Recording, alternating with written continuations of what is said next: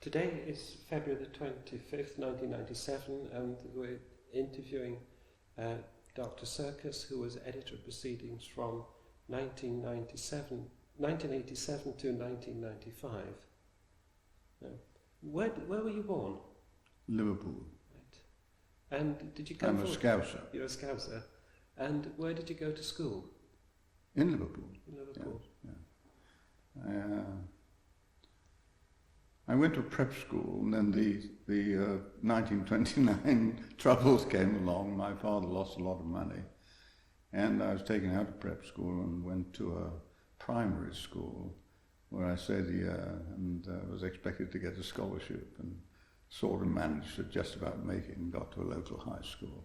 So I was educated in Liverpool. Right. And what subjects did you do at school? Did you know at that stage that you wanted to do medicine, or when did you start thinking about medicine? No, I've often thought about this. Why did I choose medicine? If I can be absolutely honest, I think first of all in my family it was understood that the boys would become professionals. My father was a businessman, and I think he saw the next generation moving in better circles, as he would have put it, I think, and wanted to become professional. So what profession? Well, I was always immensely impressed by the respect which the family afforded the family doctor. Now, he was a marvellous fellow, a Welsh, tall, elegantly dressed Welshman, Jones, chamois leather gloves, and everything was laid out for him every time he came to visit. And he was a very fine doctor. Many reasons for me to believe that later. But I thought, well, this must be worth being if so much respect is shown. And anyway, he was a very kind, courteous man. And I think that was the first time I really began to think in terms of medicine, yes.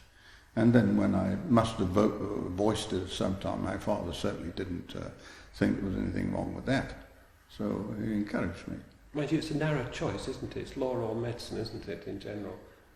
It pretty well was at that time, certainly, law or medicine. Yes. And I hadn't met such an eloquent and elegant lawyer. No.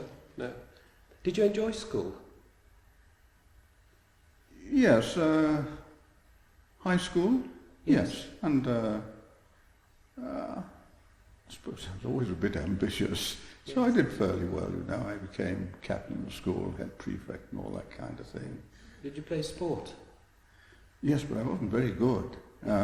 I started off, I was nearly always, particularly in the sixth forms, because of my stature academically, I was never felt they had to play me in the first 15 and the first 11, but I was very poor. I wasn't athletic at all in those days. I wasn't built athletically. And so I did badly. And I always ended up as sports officer. So if you look at the school photographs, you'll always find me at the side, right, in normal clothing with the rest of the regular. I always started off playing. But always on the photo? I was always in the photo. Yes. But that's how I ended, nearly always as sports officer. Yes. But I had a hand in everything. I was a thespian.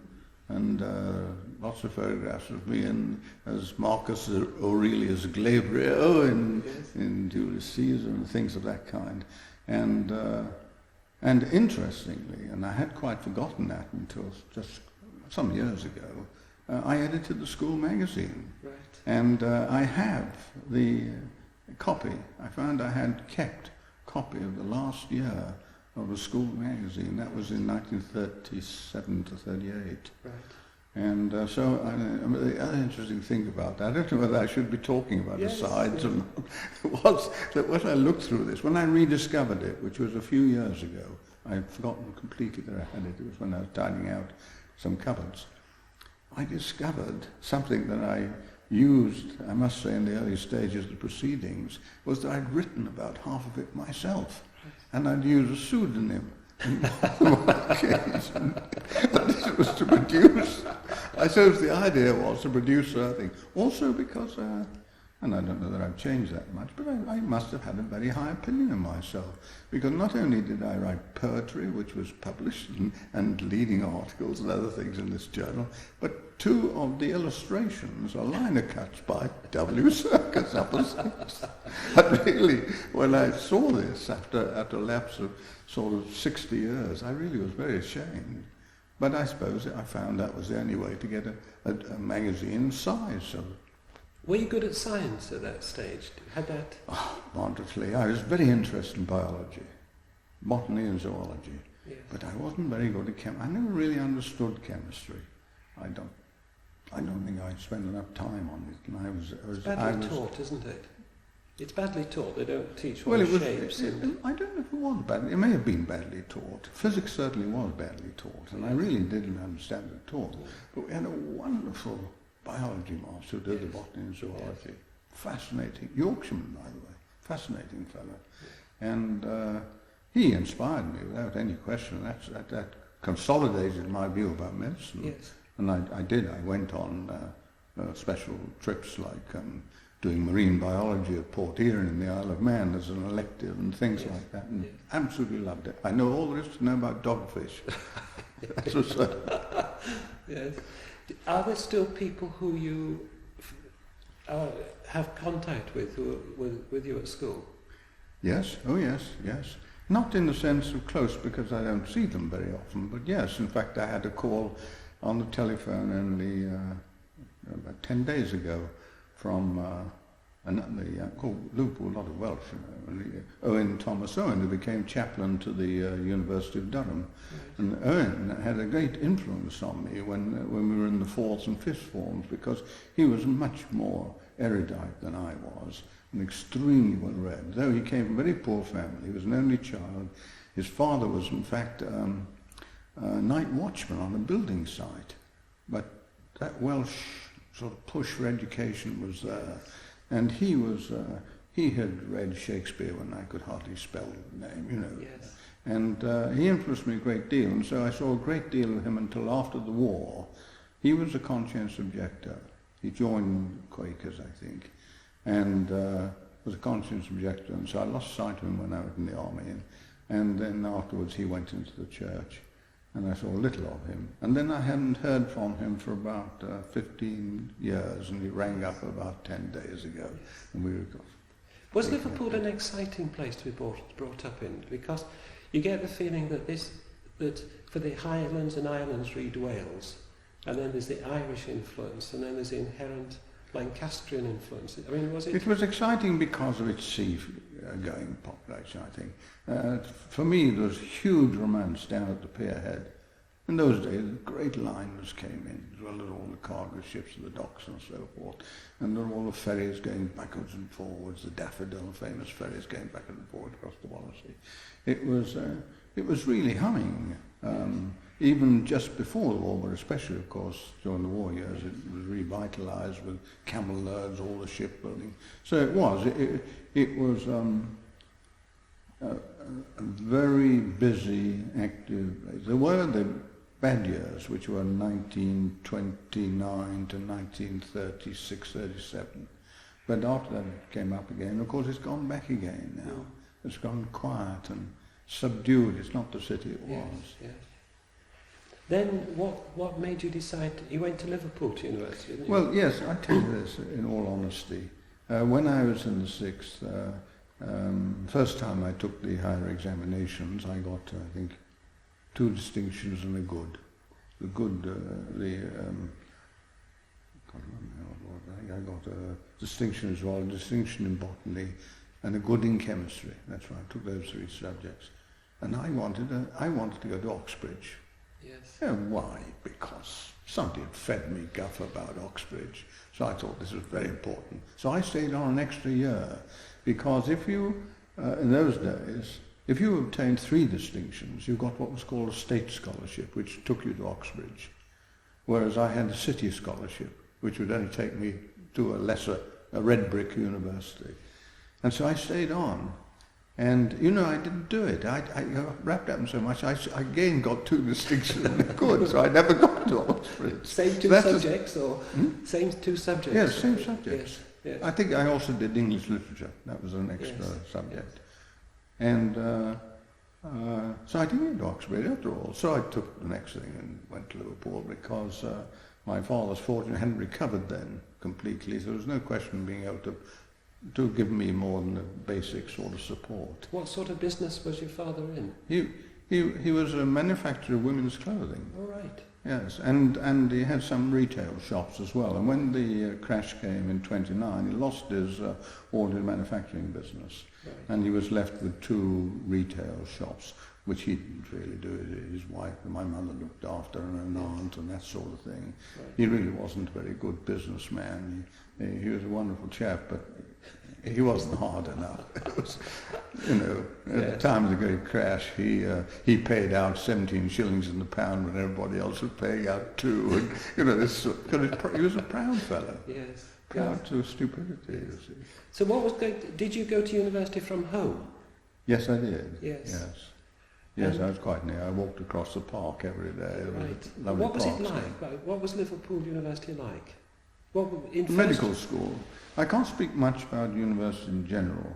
First of all, I have to say that it was broken for me because I'd only been there less than a year, well, just 1 year, when the war broke out. Yes. And I was went there a feeling into of ominousness? Hmm?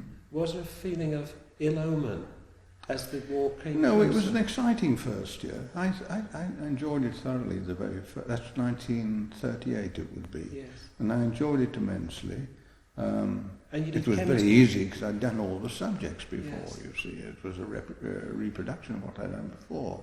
So there was nothing in the way of the work side. A lot of interesting people, a lot of young ladies to chase and good things to do. I went to Paris in holidays, first time abroad and all that sort of thing with friends from the university.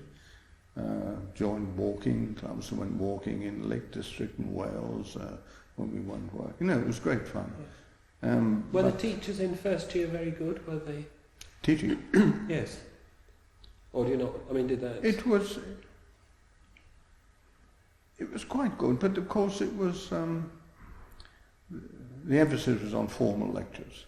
Yes. In those days it was formal lectures, and if the lecture was good, that's fine. But again, because I'd done those subjects of the first year before, more or less, it didn't matter too much to me. So I had no great recollections of any significant features about the first year. And then you come through that enormous break going into anatomy, physiology and biochemistry.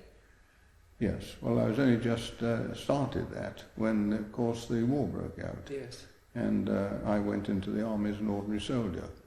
Did and you? there's a story on yes. Well, I've already indicated that I was a pretty light-headed sort of fellow.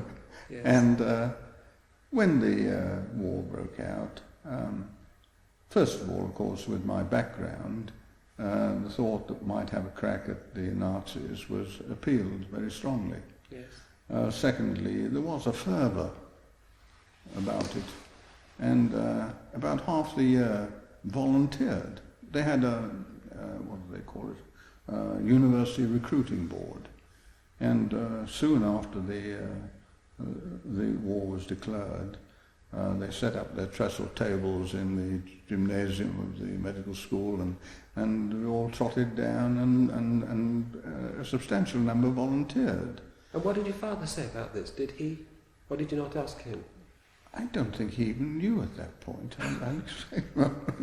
And you know, I didn't volunteer with the RAMC or anything like that. I wanted to be a soldier, so I volunteered to be a soldier.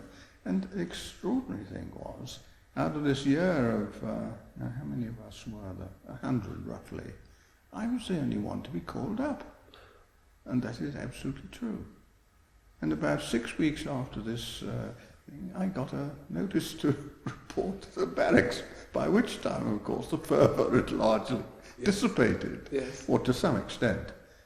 And of course, my father and mother were absolutely shattered, my mother particularly. Yes.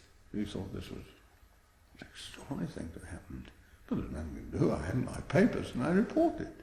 And I was sent to, and of course what I had in my fervour and juvenile attitude at that time thought of was that I would be a glamorous first lieutenant in the Hussars or something like that. They said, oh no, my goodness, no, with your background you must go into the RAMC. But of course, as I wasn't a qualified doctor, it went as an ordinary soldier, and that's where I went. I was sent to Beckett's Park in Leeds, and there I had training, and very interesting. I had a room which I shared with two others, and one was a butcher's assistant, one was a baker. And after our basic 6 weeks, we all got one stripe, you see, lance corporal, and we were afforded duties. Now the interesting thing, and this is absolutely true, the butcher's assistant was put on to teach biology, and the baker was put on to, I can't remember, some other instruction, and I was put on to teaching drill, marching. This is exactly right.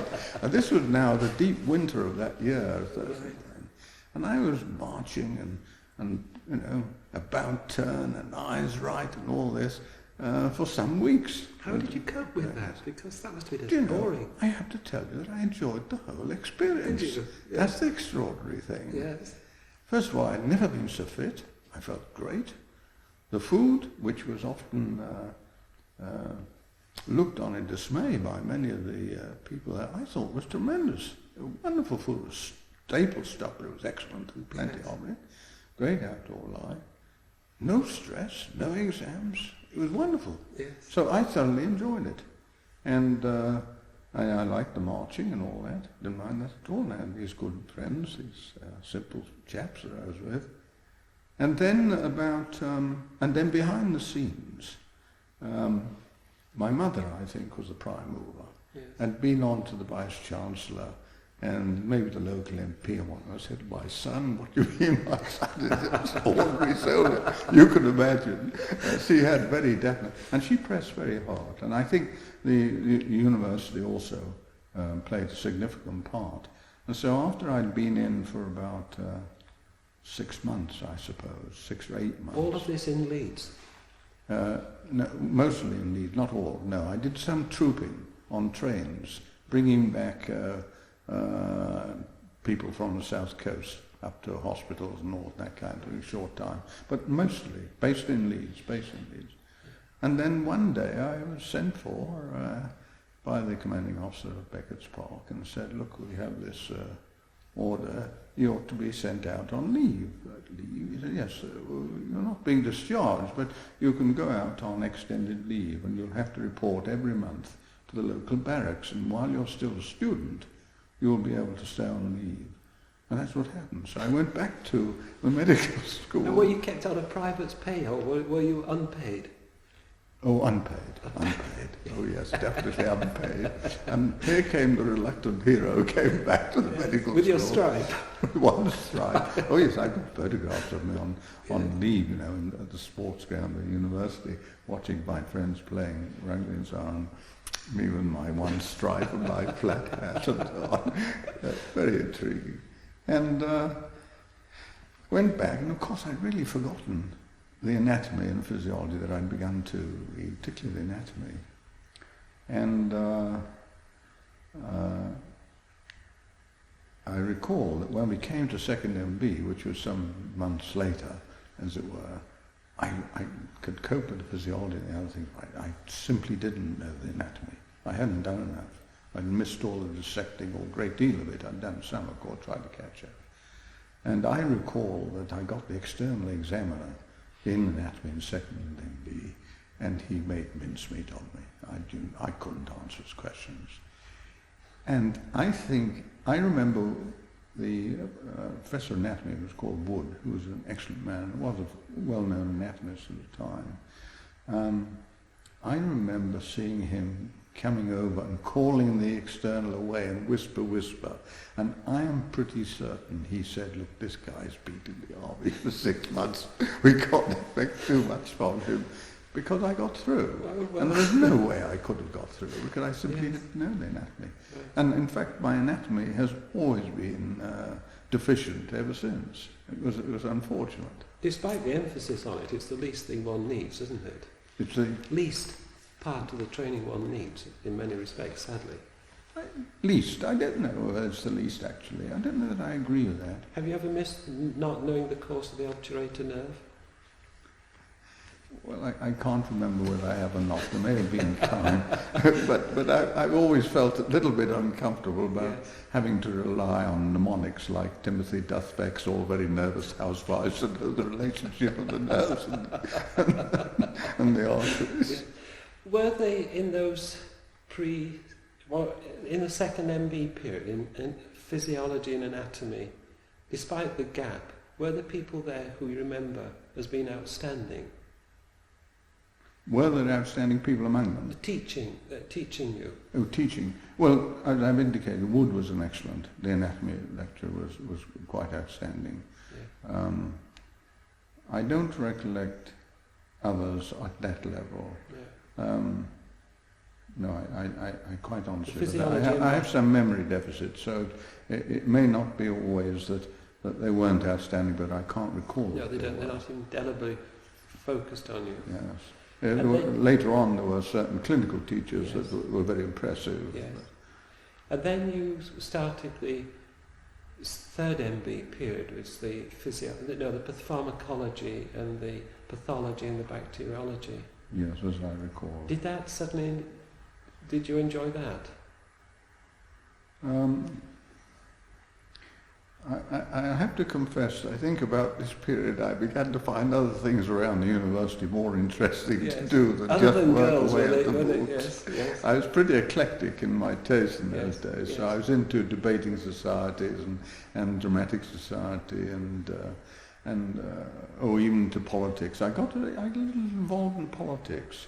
There were one or two very active left-wingers in my year, powerful and clever fellows. And I got dragged in. I think I actually joined the party for a period of about 6 months, till, because of my lack of seriousness and real understanding of politics, I thought this was a waste of time. And anyway, I got the impression that the party members were more interested in the parties that went on after the meeting than they were at the meeting. So I came out after about 6 months of that. It's not for me. Did that ever have repercussions? Did you ever have problems anywhere? Did anybody ever ask if you'd been a member of the party? I don't recall so.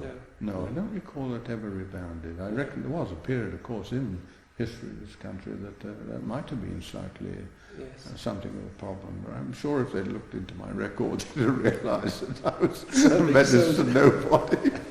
But it was, there was great fervour. It was the time of the push for the Second Front. Yes. Everything was for Russia and so forth. And then my mother having been Russian, that sort of had some obvious influence on me. Yes. But they were not politically left, of course. In fact, they were apolitical people. But was there a feeling of threat over your house during this period? I mean, the feeling of threat. Threat. Yes. No, I don't recollect. What I do recollect, of course, is that there were other things, which is. For example, all the correspondence from my father's family. My mother's family came over in 1897, and they were all out. But my father's family, he was the only one who'd come out. And all the correspondence ceased, bang, at the early on, beginning of the war. And it was never renewed. Nothing ever reappeared. And I have no doubt, I've never sought it, that the whole of my father's family disappeared in Babi Yar or Auschwitz or wherever. I don't have any question about that. Absolutely none at all couldn't survive. And so there was that. And then there were refugee organisations. So there were always people calling into the house for money or for clothes or in some way, things that my father supported. I just saw this on the side and so on. So there was a consciousness that there were some unpleasant and serious things. I was aware of Kristallnacht and things of that kind. Yes. But of course, because my household wasn't a religious one, my father wasn't, I would have said my father was agnostic and my mother didn't think too much about that sort of thing. She was too involved in business. And that therefore I never, my being Jewish was, if you like, ethnic, national, or was certainly not religious. And certainly not a problem when you got into the army with the food. None at all. No, of course not. No. No. So there was that aspect of it, you see. So that those threat there, as it were, it was more, as has been, the fact that here were a people rather than religion or anything like that. So then you came to the clinical years. And who were the people who impressed you in the clinical? Well, I loved the clinical years, of course. The moment the clinical stuff began, it's like loved it. A caterpillar coming out, or a butterfly, or whatever it is, coming out of a chrysalis, isn't it? I mean, it's absolutely. Yes. And that was great. And of course, remember, this was a very much telescoped course. Yes. Because of the war, we had no long holidays. We only had the odd week. Right. So that instead of the course lasting, in total, it should have been 6 years. It was 4.5 years. Right. So it was very telescoped. And it was all go on the clinical side. Oh, of course, the outstanding man at that time was Henry Cohen, Lord Cohen, Professor of Medicine, who's... what was he like? Oh, well, first of all, Napoleonic, in the sense that he was a small but statuesque man, very large head, enormous head, and presumably enormous brain. One of the world's great neurological diagnosticians, all done on deduction. Don't talk to me about tests, it's all signs and symptoms. Yeah. He was a very great man for that. Very eloquently spoken, because he took elocution lessons, and that was quite clear. He came from a very poor family. His father was a jobbing tailor, and he had one sister, I think, and rose to this eminence. He lived with his sister, didn't he? He did with for a long time. That's quite right. Yes, he did. He did. He later had a secretary, I think, doubled, and very handsome and intelligent woman she was too. And Henry Cohen was a giant in the Oslerian tradition, really. So he was the tremendous influence with his wonderful lectures. Because in those days, I mean, the facts weren't quite so important as the eloquence of presentation. Yes. There weren't many tests. We had Jeffcoat in obstetrics, who was also... Now, he was doubled in other ways because he was a splendid fly half. And he was a great hero, and role model. Superb surgeon and role model as a sportsman and everything else. There was Coop in pediatrics. Watson-Jones in orthopedics. They were really quite giants. Was that the Watson-Jones of the 1418 one, the splint? That, I think, no, the 1418 Watson-Jones was his father. Oh, right. It was a son, but he was equally eminent and a very, a very great... because Liverpool has always been one of the great clinical teaching schools, hasn't it? Yes, it was. It definitely was, and was still at that time. This was the strength was in the clinical medicine, without doubt. It wasn't quite, well, of course they had Sherrington, people like that in physiology. I mean, they had great preclinical, but the general strength was on the clinical side. So these were great teachers. But when I look back, the most significant people were the tutors. Yes. We had marvellous tutors. I suppose they were what we call senior registrars now, but there were some superb teachers among them, and their ability to put over things in a way, and a group of 8 or 9 of us, and hammering away at the facts, that I loved. Yes. Did you go to waiting nights and things like that? I mean, did you almost live on the wards all day? Oh, yes, and of course in the final year, formal teaching was abandoned, and what we did was we took over hospitals. Yes. And the Stanley Hospital in Bootle, which was a small 120-bed voluntary hospital, yes, about 120 beds, a colleague of mine, in my year, Cyril Taylor, who's been a general practitioner a long time now, Cyril and I ran this place for months on end, and we had to do everything. We did the casualties, put on the plasters, tended to all the heart failures and so on, everything that came in. And did anybody come along and say, well done, or check? Or? Oh, I don't remember that. I just recall that, of course, there were the consultants. There were a few consultants who came in, of course, but there wasn't a sort of houseman, registrar, senior registrar, and so forth. Yeah. There were these student housemen, is what we were, and the consultant who came in and next day and looked and seen. And, you know, I can't remember. We had any disasters. We may well have done, but yes. I can't remember it. But that was a wonderful experience because that was hands-on. And in those days, of course, there were no audits. There was no scrutiny. So we may haven't always done the best thing.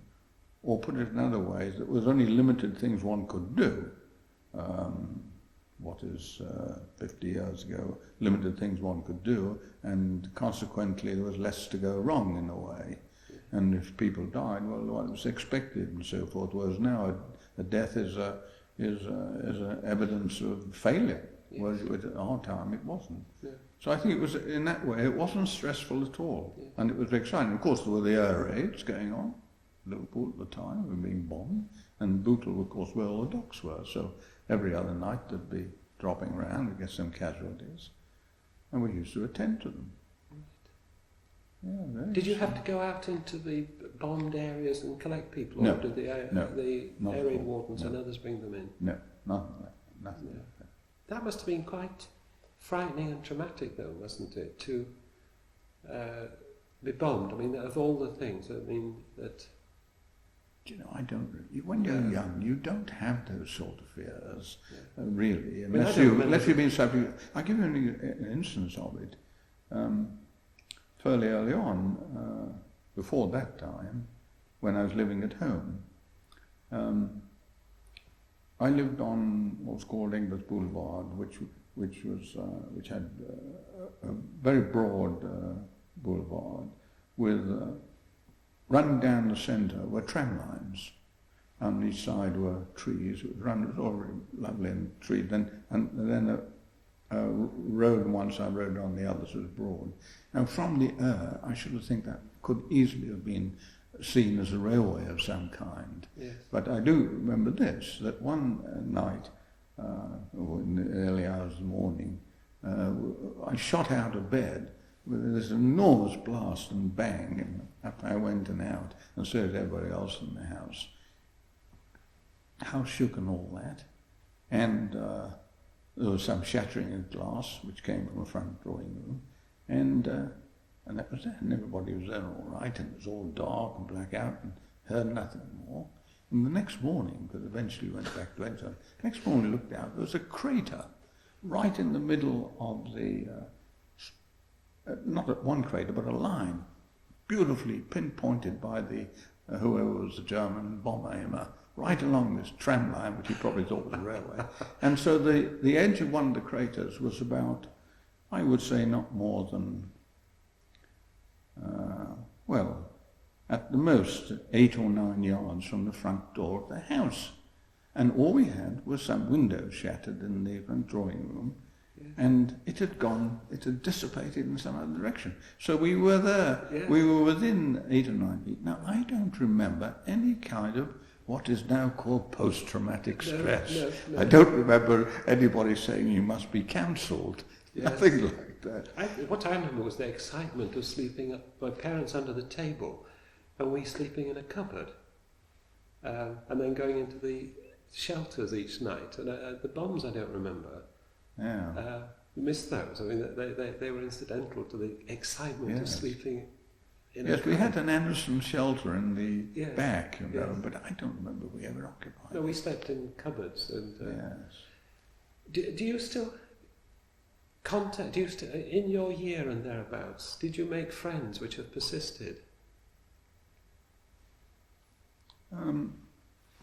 They would have persisted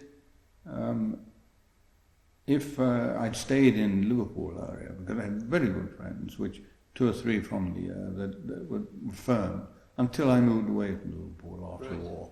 And then they gradually dissipated. But on rare occasions, I've been back and renewed it for a day or two, but that's all. Yes. Otherwise, no. And some of my friends were not necessarily in my year at medical school, they were in other years in the medical school. Yes. I became ill and died or something like that. And some were, of course, killed in the war. Yes. But, so you then came to graduation, and then what happened? Did they call in your well, I'll strike? tell you, before that, there's a question, what was I going to do with myself? And I kept changing my role models. Obviously, Henry Cohen was my first role model. Was there a surgical equivalent to Henry Cohen? Charles Wells, he wasn't an equivalent. He was a very nice, fine, big, sporting man with a great handlebar moustache and so forth, on the old school. I would say a moderately good surgeon, not famous, not very good teacher, just a nice chap, but a big booming fellow and so on. No, not that in surgery. But so at first I had thought about neurology and medicine, but then I got very intrigued by obstetrics and gynaecology. Incidentally, just before that, not to do it really, because it would just surprised me, but when, in that period when I was politically motivated a little bit, I read quite a bit about society and social political aspects of life and so on, and of government.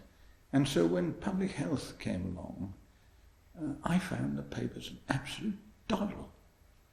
And I wrote, and I got distinction, I got a medal.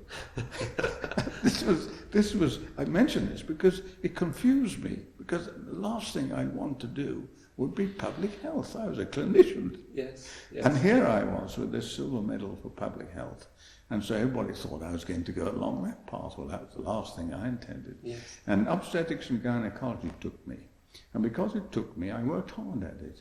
And so, and this is a true story, it was generally held, and I'm sure my still living colleague would agree with this, that I was going to get the gold medal in obstetrics and gynaecology because I was always in the terminal exams way up at the top and so on.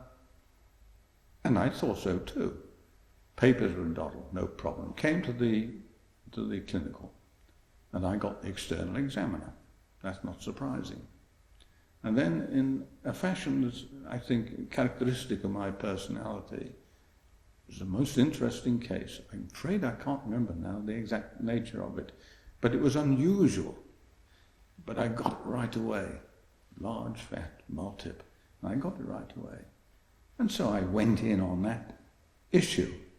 And the first thing the external when he came up to me, said, "Now, young man, tell me what are this lady's external measurements?" And I said, "Oh, I haven't done them." He said, "What do you mean you haven't done them?" I said, "It's irrelevant to the case." Well, it was, of course, totally irrelevant to the case, but he went up in the air. And he tore strips off me. He listened to the rest of it, but with reluctance. And I was told later by the professor that I threw my medal away, that he wouldn't hear of me being, whatever my previous record. So this chap's too big for his boots. And so I didn't do obstetrics and gynaecology. So I thought, well, damn, that's all right. I won't do obstetrics and gynaecology. I'll do something else. That's how it went on. Yes. Anyway, that's an aside. So did you have to do house jobs, or did the army claim you? I started to do a house job. Yes, I did. I got into the house job. I was doing this business of going every to the Seaforth barracks and signing on, say I was still a student. And I got about 2/3 the way through. I got a few months in, about 3 With months whom? in, at Broad Green. Oh, right. I went to Broad Green, and at that time, in that brief period, my chief was E.T. Baker Bates, who's not known outside Lancashire, but is a very famous name in Lancashire, larger-than-life man. Yes. If I can illustrate how he was larger than life, he had almost certainly one of the largest private practices in Britain, and had a sort of control of small cottage hospitals all round Lancashire and a little further field into North Wales. And he talked like a bookie, and he wore loud check suits and bow ties and things. Great personality, talked in shorthand. And, for example, his idea of rewarding a junior doctor that had done well was to say, "Now, laddie," that was well done. He said, "Take the keys, take the rolls down to the garage, ask the chap to put in 27 gallons and watch his face." And that was his reward. And he did it time and again. Just drive his Rolls Royce and fill it up with 27 gallons, which he took. I did it once or twice. Absolutely great. But he was, in fact, a very astute physician. Yes. Except that his technique was extraordinary, which was related to his private practice. He knew what the GPs wanted. So every patient that came in to those wards, even the Broad Green, was X-ray chest, ECG, barium meal, barium enema, and he went through the list just like this. Every patient got this. And he never missed anything, or very rare. And he gave the GP, at the end of the time, complete summation of his patient's disabilities and things that were negative. Yes. So that was quite clever. That's how he built his practice. Oh, yes. But that was only for those few months. And then I got a notice saying, "Please come back." So I went back in. And what year was that? Well, it would be 1943, beginning of 43. Right. Yes. And where were you, in fact, where did you go to? Which barracks? Well, of course, he went back to Beckett's Park. Oh, right. That was a funny thing. Back to Beckett's Park. We're in a different situation. Oh, your butcher and your baker presumably had gone by then. Oh, yes. Yes. Years later. And went down from Beckett's Park, of course, to Millbank for all the tropical training and finishing off and so on. And yes, I enjoyed that. And then I was, my first posting was to the south coast, to an anti-aircraft battalion. And one of the officers in the battalion was Mary Churchill, which was quite interesting. So name dropping, I'm doing. Yes. But I remember her from those days in the mess. Yes. And that only lasted a few weeks. How did you cope with the sudden change in pace? Because presumably working in a busy general hospital, district hospital, general hospital, and then you'd find yourself really relatively inactive. Which... Oh, absolutely inactive. There was hardly anything to do. Yes. Just routine inoculations and confirming the chap had a mild dose of clap and things like that. Yes. There was very little to do besides that. And routine drills. It was a very relaxed life. Yes, definitely. Right. And again, I enjoyed it. I didn't find anything unhappy about this. I hadn't done so before, and I learned to drive by persuading a pretty young driver that had been given to me that he should move over and I'd drive the thing, right. Which he did with enormous reluctance because it was against the rules, but I did. That's how I learned to drive. And yes, and that didn't go on for very long, and then I got a posting overseas, and then I had the experience that everybody else has. I had to report back to Beckett's Park, where I went, and with others was kitted out, and we got on a train in the middle of the night, which was all blacked out, and we were shunted off, and we went as far as we could tell south, and for about a day and a half, and having got down, as we learned directly, was somewhere down the south of England. It turned up, went all the way back up the west coast. That was absolutely done, all the time, deliberately, all the way down and all the way up the west coast. And for hour after hour after hour, you see a blacked out train. And then in the middle of the night again, we were detrained and embarked onto a ship of some kind. In Liverpool? In darkness. No, it wasn't. I don't know where we were. And it wasn't until the next morning when dawn broke, we went out, that we realised it was the Clyde. We were in the Clyde. And this was a massive convoy that was being assembled. About 20 odd ships, plus all the escorting destroyers and corvettes and things. Yeah. And curiously enough, my good friend Ray Mills, who lives just a couple of doors from me, and I see a great deal of these days, Ray was on exactly the same convoy and had exactly the same experience, but he'd started out from somewhere else. Gosh. But he'd done all this. And so, so we went down into the Mediterranean, and I went to Naples. There were 1 or 2 stops, Malta and things like that. It was 2 weeks it took us. And it wasn't without incidents. We did have a couple of minor attempts to drop bombs on the destroyers were moving around all the time and shooting up and whatnot. Nobody was hit that I know of. And eventually I got to Naples. And at Naples, I sort of lay around a camp and went up Pompeii and places like that, went to the opera, and the whole thing, a couple of weeks till somebody found a place for me. And then to my dismay, eventually, I found I'd been posted to the base psychiatric centre, which was at Assisi. Well, it was lovely to be at Assisi because it's a beautiful place. And but this was an incredible setup. This was a unit, base psychiatric centre, yes, I think it was called, that was devoted entirely to trying to return the mentally traumatized soldiers to the front. In other words, the shell-shocked, you see, and the gross acute anxiety states. And my role, I was attached to a psychiatrist called Jacobson, I think, and my role was to make the noises of machine guns and bombs dropping and things like that, while he abreacted them.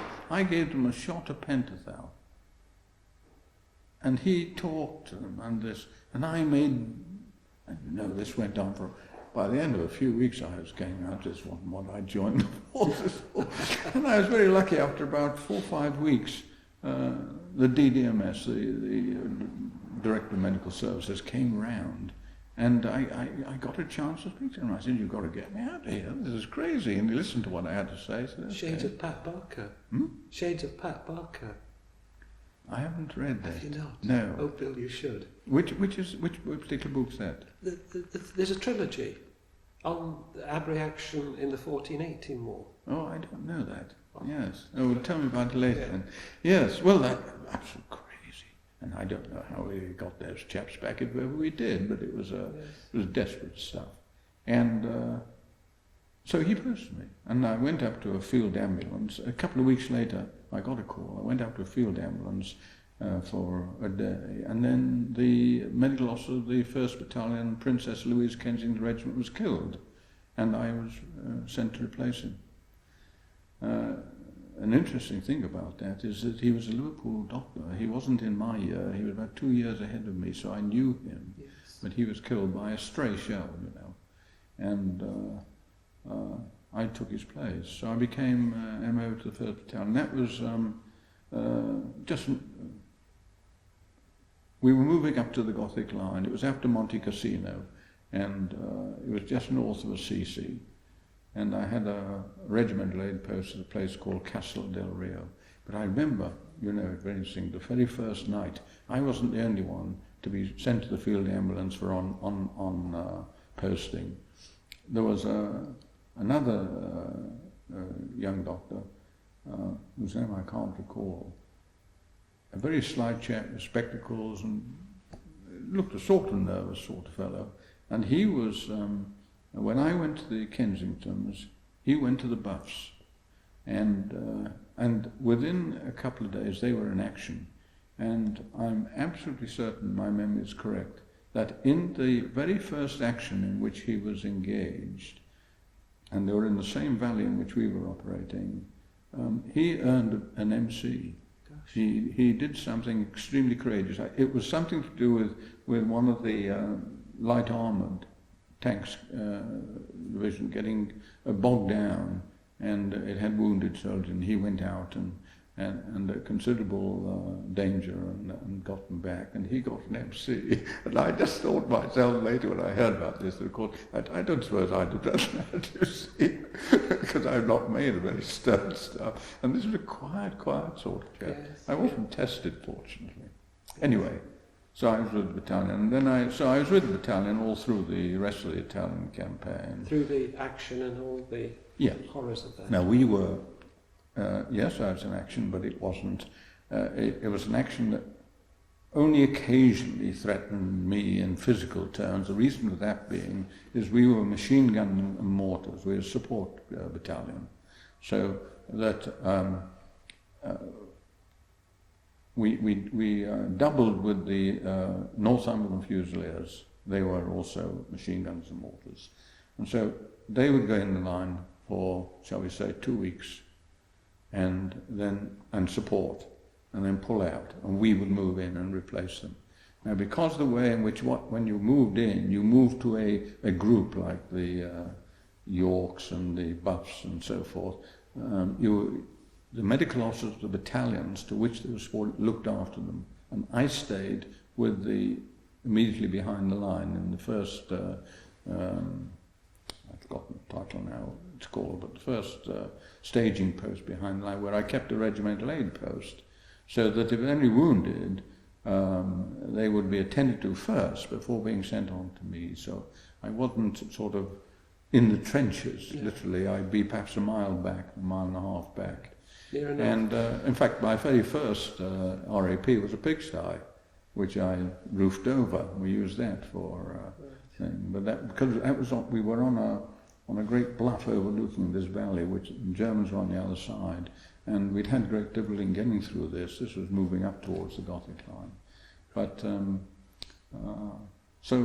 and then I stayed with the right up and then up through, and when the Gothic line broke, and then up through Perugia and on Forza and through to Udine and up into Austria, and stayed with them at that time. And of course, it was very exciting. Very, very. I'm afraid I have to say that it was exciting and very interesting, and there was a great crowd. And as I say, I didn't have any. It's not only that I didn't have any incidents. There were incidents when I might have come to harm, but I think I was too insensitive. I didn't realise, I suppose. I'm sure that's all it was. I was too stupid if something happened. And we had one or two nice little ventures. At one stage, because there were no Italian doctors in that area, and villagers, if they got in trouble up in the mountains, because this was a mountainous area, they depended on the odd help they could get from the invading armies. And on a few occasions, my sergeant and myself on mule, that's the only time I carried a gun. We were allowed to carry, in fact we were asked to carry revolvers for self-defense when we went out of the lines up into the hills, not simply because the odd German and Italian from their armies, deserters and so forth, would be roaming around. So we used to carry revolvers, and although I had some debate about it first, I was ordered to do so. And we went on muleback up and looked at villages and odd things that they had, which sometimes was as simple as tonsillitis and things like that. Yes. That was quite interesting, apart from them. And I did very well as far as living was concerned, my RAP, because the first battalion I got with the battalion was an old lag who'd been in Walton Jail for 4 years in Liverpool before he went in the army. And he was a remarkable fellow. And because he would disappear and come back a couple of hours later with a goose under one we must be the best fed RAP at that time. It was all because of this chap who used to do that dreadful foraging. Great fellow. Can I tell you another story about him? Yes. I don't know if there's too much meandering for you. Well, when the peace came, that is when the fighting stopped, and we were in Austria, he'd been there with me the best part of 2 years. He had no relatives, he had nowhere to go. And because he'd been in the beginning, from 39, he was one of the first out in Python. So, as he'd been so good, he looked after me, I mean, no question about that. I wrote to my parents and said, look, this chap's got to know. Would you, I'd send to look after him for a couple of weeks, give him a holiday. And they said, delighted. So he went. Most unlikely, I can tell you, but he went and he stayed 2 weeks. And he made himself personable and liked him, had a great time. And when he left, he took with him the most precious cook-housekeeper that they'd had for years. And they were furious. Yes, he did. Goodness. And he went off to London, and eventually, as far as I know, he married her. Goodness. Yeah, but he couldn't. He never could see a good thing. That's true. So my father wasn't too happy about that. He had this woman all through the war and would be very pleased with her. Where did you go from Austria? Well, let me explain. When I was in Austria, we went into Spital. We were part of the 78th Division, battle axes, and we had that, the whole of Corinthia down there, Villach, Klagenfurt, Spital, and my battalion had called Spital am Drau. I had two camps to look after beside the battalion. I had a slave labour camp with about 4,000 or 5,000 in when we first got to it, and I had a smaller camp, which was a little more than a large farm, in which all of the minor Nazi functionaries had been put by the intelligence corps, all the Nazi MERS and the minor functionaries of all kinds. And I may say they were just lying in pigsties and barns, just on straw and so on, but nothing pleasant for them, of course, that stage, and none of them had yet been tried. They'd just been arrested and stuck into these places, but I had to look after the health. And they had this huge camp, 4,000 or 5,000. Now, they weren't the slave labour that had been living there at the time while the war was selected, because as soon as the Germans folded up, they all went. And it filled up with all those coming from the north. One of the most remarkable things in my life, really, was the experience of this extraordinary migration from all over Northern Europe. The Yugoslavs, the Greeks, the Italians, all slave labour that had been taken away and used up there, started to walk back to their homelands. And of course, many of them were grossly unfit, and some didn't make it. And the first thing I did when we got across the border into Austria was setting up foot camps with my sergeant and others at the roadside, because these people had walked hundreds of miles in the most awful footwear and whatnot, and of course they were grossly malnourished. Anyway, they filled this camp, really. And then for way over a year, you see, I looked after this camp, because as we'd get transport, and sometimes they had to wait months to get transport, we fed them and housed them. They were in barracks, of course. They looked after well. Then they would move out. There'd be a transport of southern Italy and in lorries and things. And then another lot would move in from Holland or somewhere. So it was going on all the time. And that was a time of great fascination. And otherwise, look at my own battalion, of course. The only problem there was venereal disease. There was, you may remember, a rule of non-fraternization. You weren't supposed to talk to the Germans. Of course, it lasted about 4 days, I would say. It was ridiculous. Some of my soldiers had been in the battalion since the beginning, and they'd been all through North Africa and all up through Italy and whatnot, years and years. Some of them hadn't really seen a woman. There was no question they were going to not fraternize. Besides which, the Austrians were very welcoming to them. Yeah. So that, and I tell you a very interesting clinical thing here. It's rather sad in some ways. Within weeks, my major problem in the battalion was the soaring venereal rate. Gonorrhea, non-specific urethritis mainly, occasional case of syphilis, primary syphilis, mostly gonorrhea and non-specific urethritis. And it became alarming. Every morning I would have 15 to 20 men with gonorrhea or something. It wasn't always so easy to be treated in those days, M&B and so forth. And I thought about this, and I got,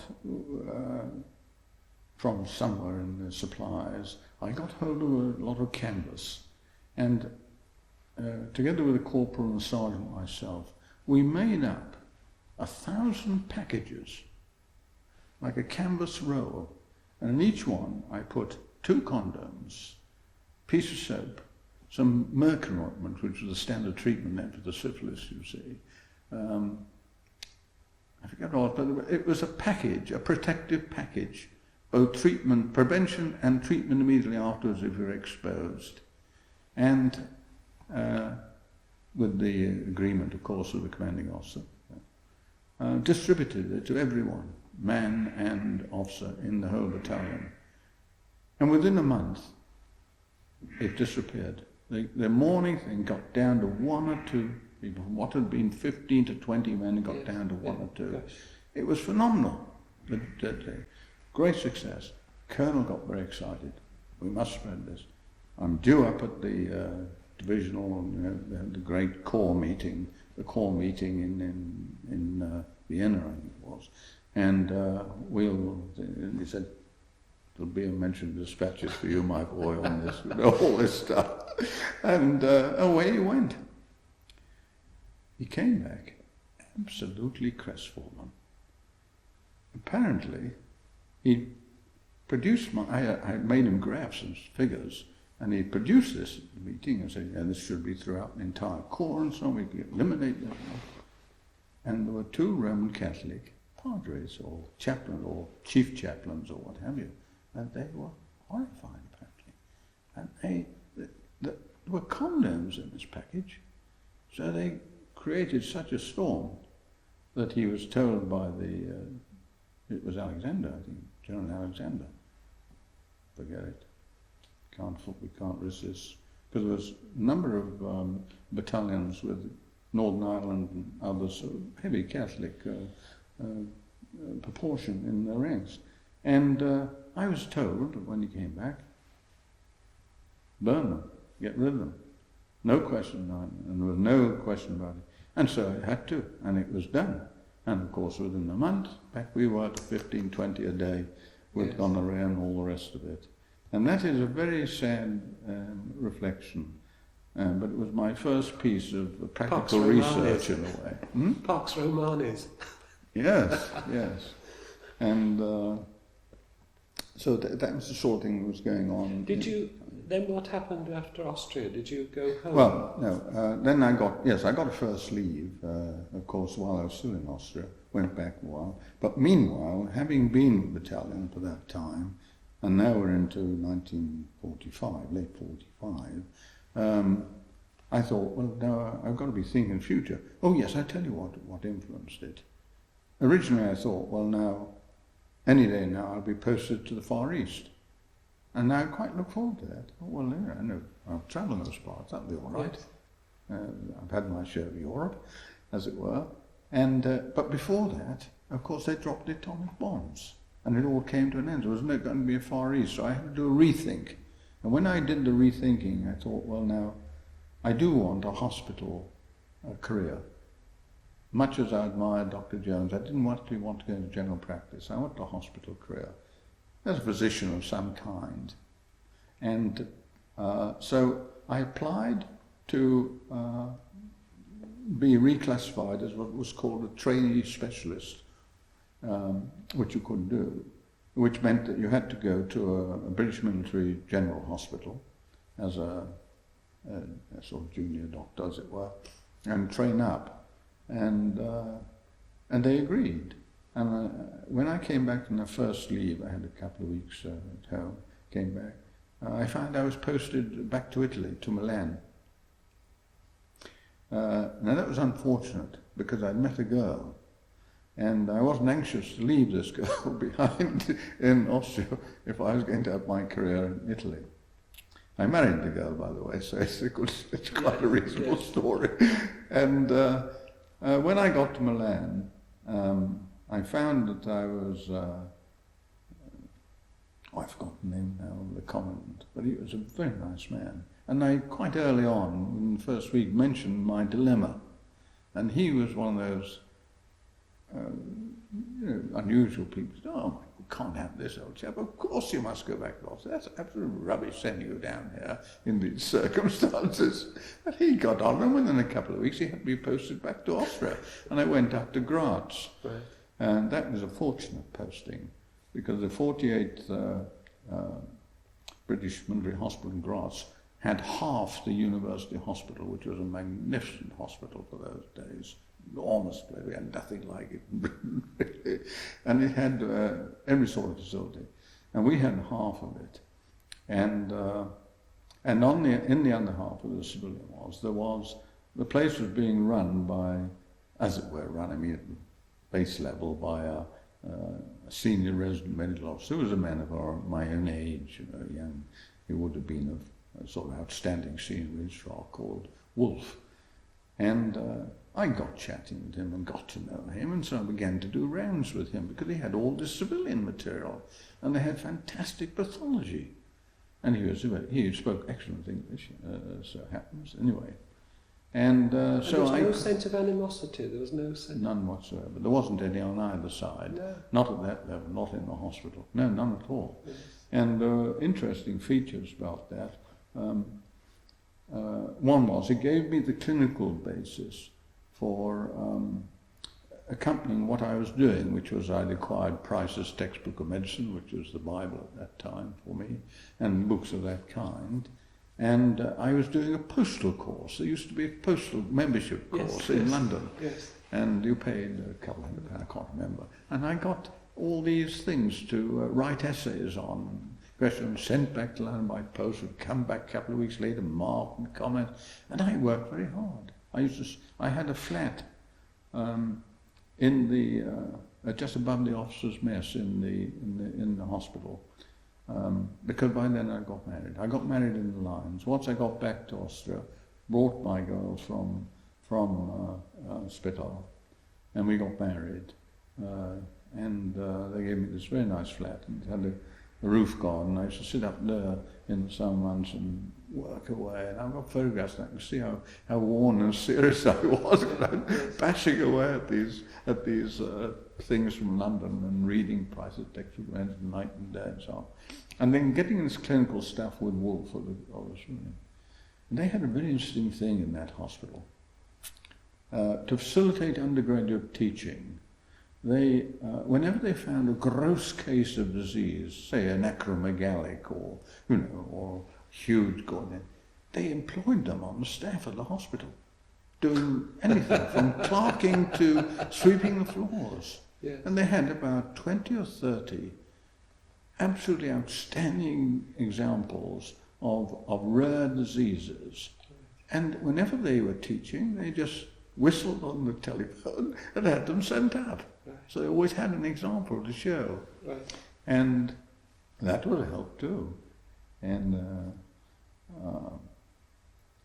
I had one very interesting experience with Wolf. After many months, of course, and this good association I had with him, he was seriously short of books, not only for himself, but his students and others. And he was very anxious to get to Vienna, it was the only place you could get hold of him. And that time, of course, Vienna was ringed round by the Russian, and there was no way he could, and he wasn't allowed to move. But again, being young, my wife and I said, well, we'll get you there. And so one day, we put Wolf in the back of my Jeep. At that time, I was called staff surgeon.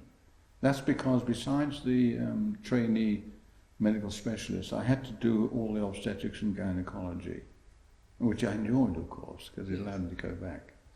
And that is, again, because the wives had started to come out. It was after the Japanese War ended, yes. And the wives were coming out, and they were very soon pregnant.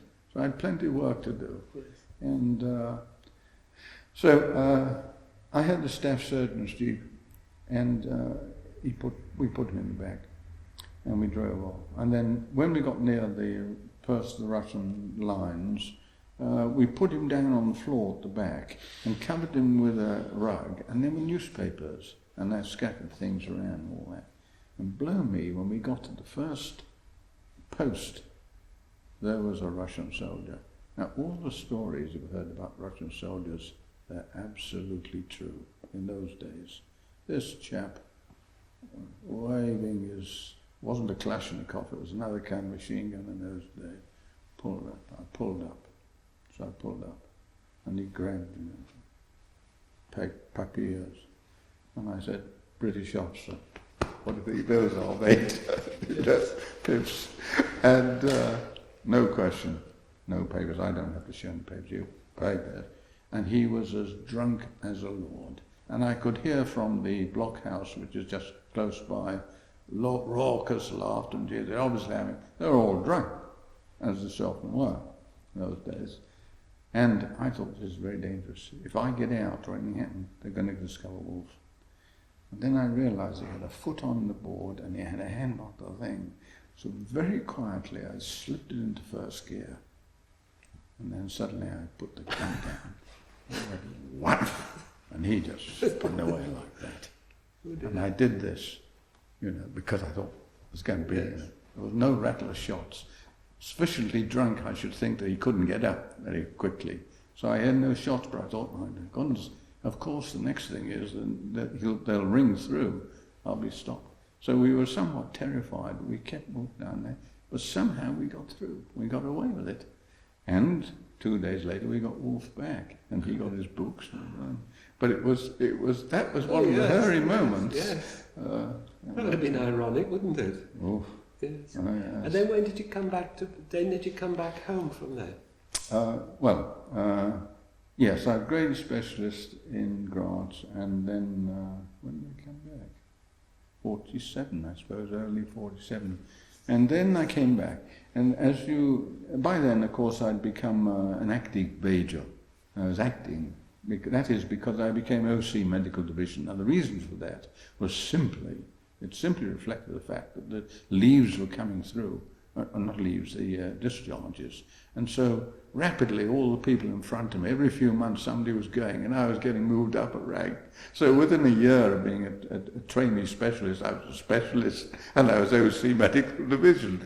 And because I'd reached, although it was only acting, it was field rank, when I came out, the regulation at that time was that such individuals had to be given post, which was equivalent to registrar, really, right. Usually in the hospital that they come from. So I found myself back at Broad Green, and I found myself there was one official senior resident medical officer, and there were 9 supernumeraries like myself, all of whom had either been majors, colonels, or something of this kind, and all at the same level. And we were apportioned to different wards and so on. There was plenty of work. There wasn't any lack of work or anything like that. But the competition was intense. We wanted to know, what the future held. And I may say, extremely quickly, we all had an MD and a membership. All 9 of us. Yes. In fact, I think we were better qualified than the only senior resident. What was your MD? I did, and that's interesting, I did an MD in cardiology. Right. Now that was a matter of convenience, because I had 2 chiefs at that time. I found myself back partly with E.T. Baker Bates, but my other chief was Cyril Clarke. Really? C.A. Clarke. And what was he like? With him I did my first research. Of course, yes. We wrote the first of the series we wrote on neuropathies and returning prisoners of war from Changi Camp in Singapore. Right. And Clarke was a different kettle of fish. There was a quite outstanding scientist, physician, and that was a great, although he wasn't an easy man to get on with, a very austere man, who demanded I carried his bag from the car and all that sort of thing. Oh, very much so. Yeah, very much the old school guy's man, but great brain, as it still is, I may say, as you know from his memoirs. And I worked mostly for Clarke, and but although I was doing this research my first research, as it were, proper on neuropathies. He wasn't actually a neurologist, Clark. He was really a first-class general physician, and his main interest, of course, became genetics. But Baker Bates and his ECGs, he had massive cardiac stuff. So cardiology is what I got an MD in. Yes. And membership, I was very fortunate. Go finish. Carry on. Yes. Yeah. Oh, membership, I was fortunate. Again, I'd worked extremely hard. And by then, of course, I had a wife. And the future, had to be looked after. And so I really bashed the books. I worked very, very seriously indeed. And then I did all those trips down to London, one after the other, at intervals, first parts and so forth. And I got through each stage, and then I had an interesting experience because I got to the final viva, you see, which was, you went down to the fourth time, I think, and that was when the college was in Pall Mall. Right. And of course the emotion was very intense. By now my first child had been born, that's right. And my wife came with me to London on this final trip. And there were horrific stories about the final viva. It was bad enough getting membership. And if I can just for a moment go back a second and give you some idea of the intensity of the competition. When I went down for the first written papers in 1948, I think it was, in Queen Square, where the examination was, when I went into the square, there were over 1,000 candidates waiting at the doors to go in. And they were very interesting because the colonial empire hadn't closed up yet. They were all colours, they were black, brown, yellow, really interesting crowd of people. And went in. Out of the over 1,000, 95 of us got through. That was the slaughter at that time, which was understandable because of the sequence of the war and so forth, the aftermath. And I went into that final viva with this intense anxiety and, the pent up of been going on for months, just going down to London and back and doing these exams. And when I got in, I was ushered into the hall where there was this long table at which there were about 14 or 15 examiners all sitting solemnly around it. And this little man, whom I came, of course, to realise was Corkscrew Charlie, Lord Moran, came up to me and, to my total surprise, shook my hand and said, the examiners don't feel they have any need to examine you or question you anymore, so I congratulate you. And I went out.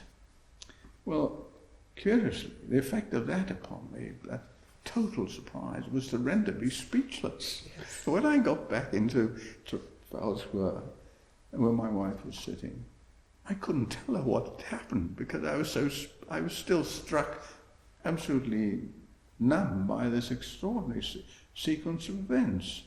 And it took me about 10 minutes to recover myself sufficiently. Then we couldn't stop laughing and crying for about 2 hours. So that was membership. So there we were, 9 supernumeraries, all hoping to become consultants. Let's start for tea there. So what happened after your registrar post? Where did you... Oh yes, so yes, I was explaining what was written. So the question was, where were we going to go? There are a limited number of consultant posts, very small numbers. There are this enormous number throughout the country of people like myself returned, got the MD and the membership, and where do we go from here? So I went to see Henry Cohen, for whom I'd done quite a bit of work. I used to present his neurological cases. He had a once-a-week, a famous open clinic, teaching clinic, not once a week, once a month, at which anybody in the north, west of the country could bring cases that were difficult. And we would present them to him and he would dissertate. And there would be 100, 150 registrars and housemen, all sorts that attended these. They were wonderful sessions, of course. So I knew him very well, really, at that time. And I went to see him and said, well, now, Sir Henry as it was then, before he was Lord Cone. What do you think I should do? Where do I go from here? So he said, well, now, just remind me, if I remember rightly, aren't you doing endoscopy at Broad Green? And I said, yes, I was. Do you want to hear the story of that? Yes. Because this is rather, it's got a unfortunate nuance. At that time, endoscopy was its relative infancy. It was just gastroscopy and esophagogy with rigid instruments, a yard of steel. And there was Dr. Kemp, who was one of the early geriatricians from Walton. Apparently learned this in Germany, I think, yes. And he was doing an endoscopy session, gastroscoping essentially, at Broad Green, coming from Walton once a week. He was a paid endoscopist doing a session. Now, for some reason, and I don't know why, but Baker Bates and some of his friends wanted Kemp out of the Broad Green. Now, I don't know any of the reasons. I was never asked. Those days you did as you tell when you were asked to do something. He said to me one day, I want you to do something. This is after I got my MD membership. He said, I want you to go to the theatre on Wednesday afternoon at 2 o'clock, such and such a theatre, and look through the window and watch what this fellow Kemp does. So I said, why? He said, just do it. I went, and I looked through this little window and watched this chap with his yard of steel, and the patient went down, and he slipped this down and looked and all that. And I watched him through the session. He didn't know I was watching, and I felt slightly uncomfortable, but not too uncomfortable, just slightly uncomfortable. And that was that. And Baker Bates said to me the next morning, did you do yes? And what did you think? I said, yes, it was very interesting. He said, right. He said, well, do it again next week. So next week I had to do it again. And after the second time I'd done this, watching for a couple of hours, he said, do you think you can pass one of these? And I said, yes, I think so. Why not? You know, 27 years of age or whatever it was. Of course I can have a go at that. He said, right. And the next week, he'd fixed the theatre, and I had a list of 1 or 2 patients. I can't quite remember the first of his patients. And somehow I managed. Oh, I got the book. I got Schindler's textbook on gastritis and basic endoscopy, which was not very good manual thing, but again, the elements. And so I found I could pass. It was rather interesting. This always had a touch of the obstetrics and gynaecology about it, you know. And then he, next week, another couple of patients. And within about 2 months, I had a list of 6, 7, or 8 patients every week. Gosh. And then they told Kemp that he wasn't required. That's the part I'm not happy about. Yes. Not that he was suffered, because he was a well-vested physician in other parts, but it was rather behind the scene. Yes, I'm not too proud of it, but I was under orders, and these were competitive times. Yes. And then what did Lord Cone then suggest? So Cone said to me, I hear you doing this. He says, well, have you ever thought about taking an interest in the alimentary tract? And I said, no, not really, apart from this. I like doing these things. He said, well, you know, if you want to get on and you're up against all this competition from your colleagues, all you more or less qualified the same way, you've got to do something different. So I said, what? He said, there's a new professor of physiology here called Gregory, Robert Gregory. Really? Very bright fellow, he said. Very bright chap. And he's working at the cutting edge of such gastroenterology as there is, as it were. He said, why don't you go and work for him for a while? I said, do you mean come out on it? Yes, he says, if you don't do anything different, you're going to be just the same as all the others. Well, if you go and ask a man like that advice, you take it. You Yes. don't ignore it. So I went to see Gregory. He was a great chap, Rod. And Rod said, oh, well, yes, all right. You're well qualified in medicine. I've got a vacant post as an assistant lecturer in applied physiology. Would that suit you? I said, I don't know much applied, which that's all right. Just, would it suit you? I said, yes, it was quite a better wage than I was getting where I was. So I accepted. And when I told my colleagues, they threw up their hands in horror. And you silly man, you'll never get back into clinical medicine. You'll never get back once you go into preclinical. Oh, well, I've done it now. So I went, with some anxiety. And I had Sherrington's old laboratory, full of all his apparatus, all still there. So I had the influences there, great things. And Gregory was a wonderful chap, a brilliant mind, and a great physiologist. And his technique was quite simple. He'd say, look, here's a problem. I don't know which way. Why don't you look at this? I think the very first thing I looked at was augmenting histamine, B1 pyrimidine on gastric secretion. Quite esoteric, really.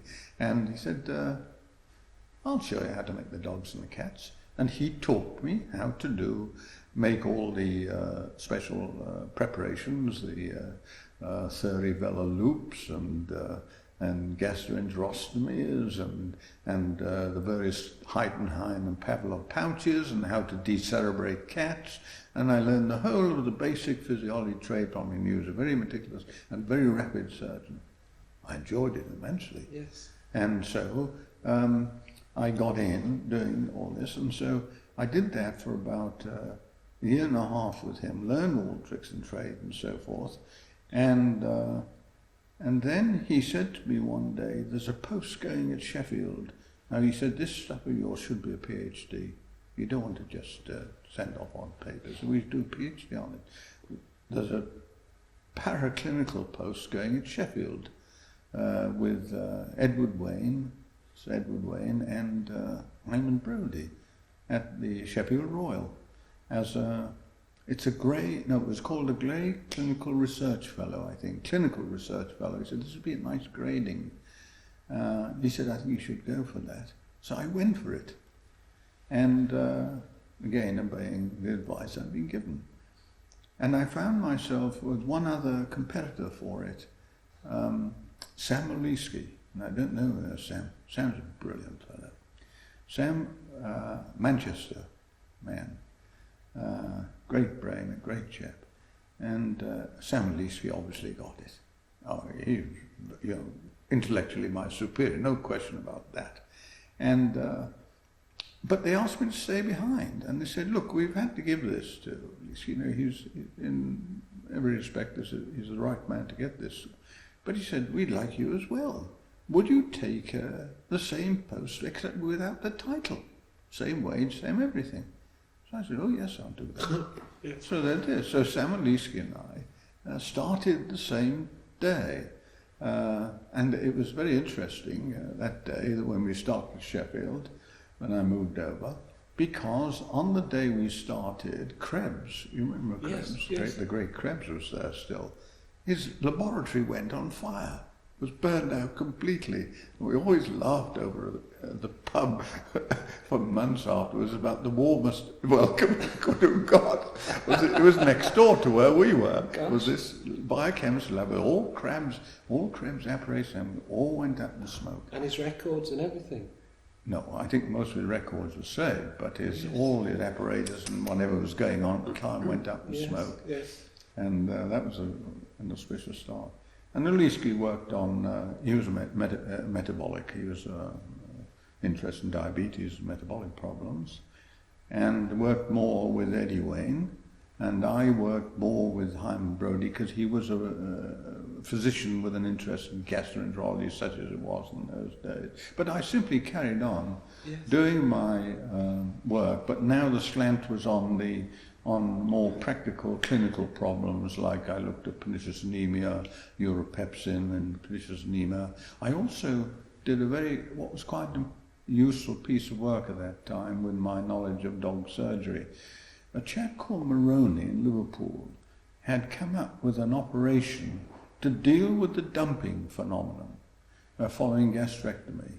And his technique was to split the stomach and insert between the proximal stomach and the distal stomach a large slab of colon, which he brought up with its blood supply. And he said, this is the answer, you see, you don't get any dumping now. No, they didn't.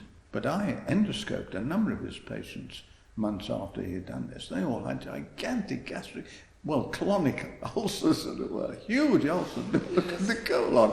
I think you can't go on like this. These patients some of them were dying from the effect of this.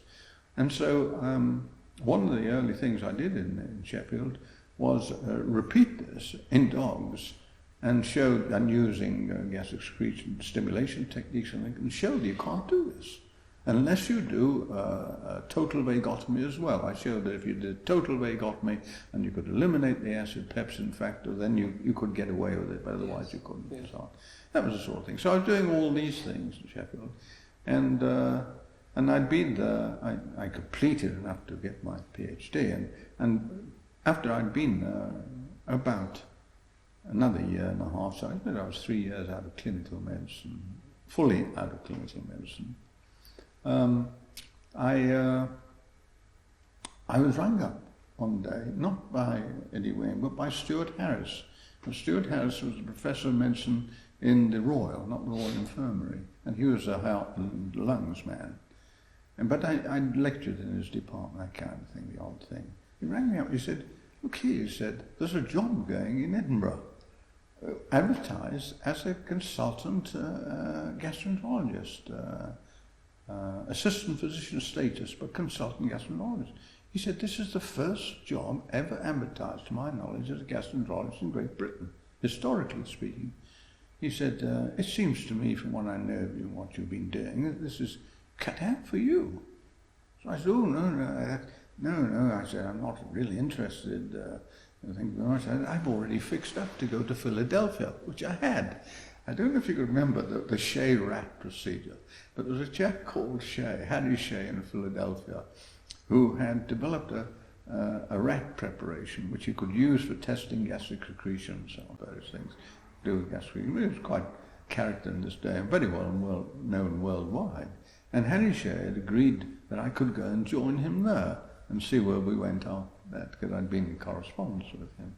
So I told him, they said, "Oh, rubbish, Philadelphia, all this being to American stuff." He said, "That can come later." He said, No. So he said, "Anyway, you haven't much choice." I said, "Why not?" He said, "Well, I've actually told them that you're coming up to look at the job," which he had. He'd spoken to Card on the phone, Right. and said, "I've got a fellow here that's right for this job. He's coming up to see you." So I went up, and I tell you, I came up, and I'd never been north of the border. And Scotland was somewhere up there. And Except for the Clyde. What? Except for the Clyde. Except for the Clyde, perhaps, yes, except for the Clyde, you're quite right. But that I didn't know until I was out in the water, that I was there. And I came up with my wife, and it was November. Yes. And the rain was coming in horizontally, dark. And of course my first wife was Norwegian. She loved sunshine and light and bright things and whatnot. She took one look at old Riki, which it was then. It still had the pall of smoke. That was from 1953 hanging over it. And she said, "You can come, but I'm not coming. No. No place for me, this." So, but I went, and I was shown round my car and talked a bit and so on.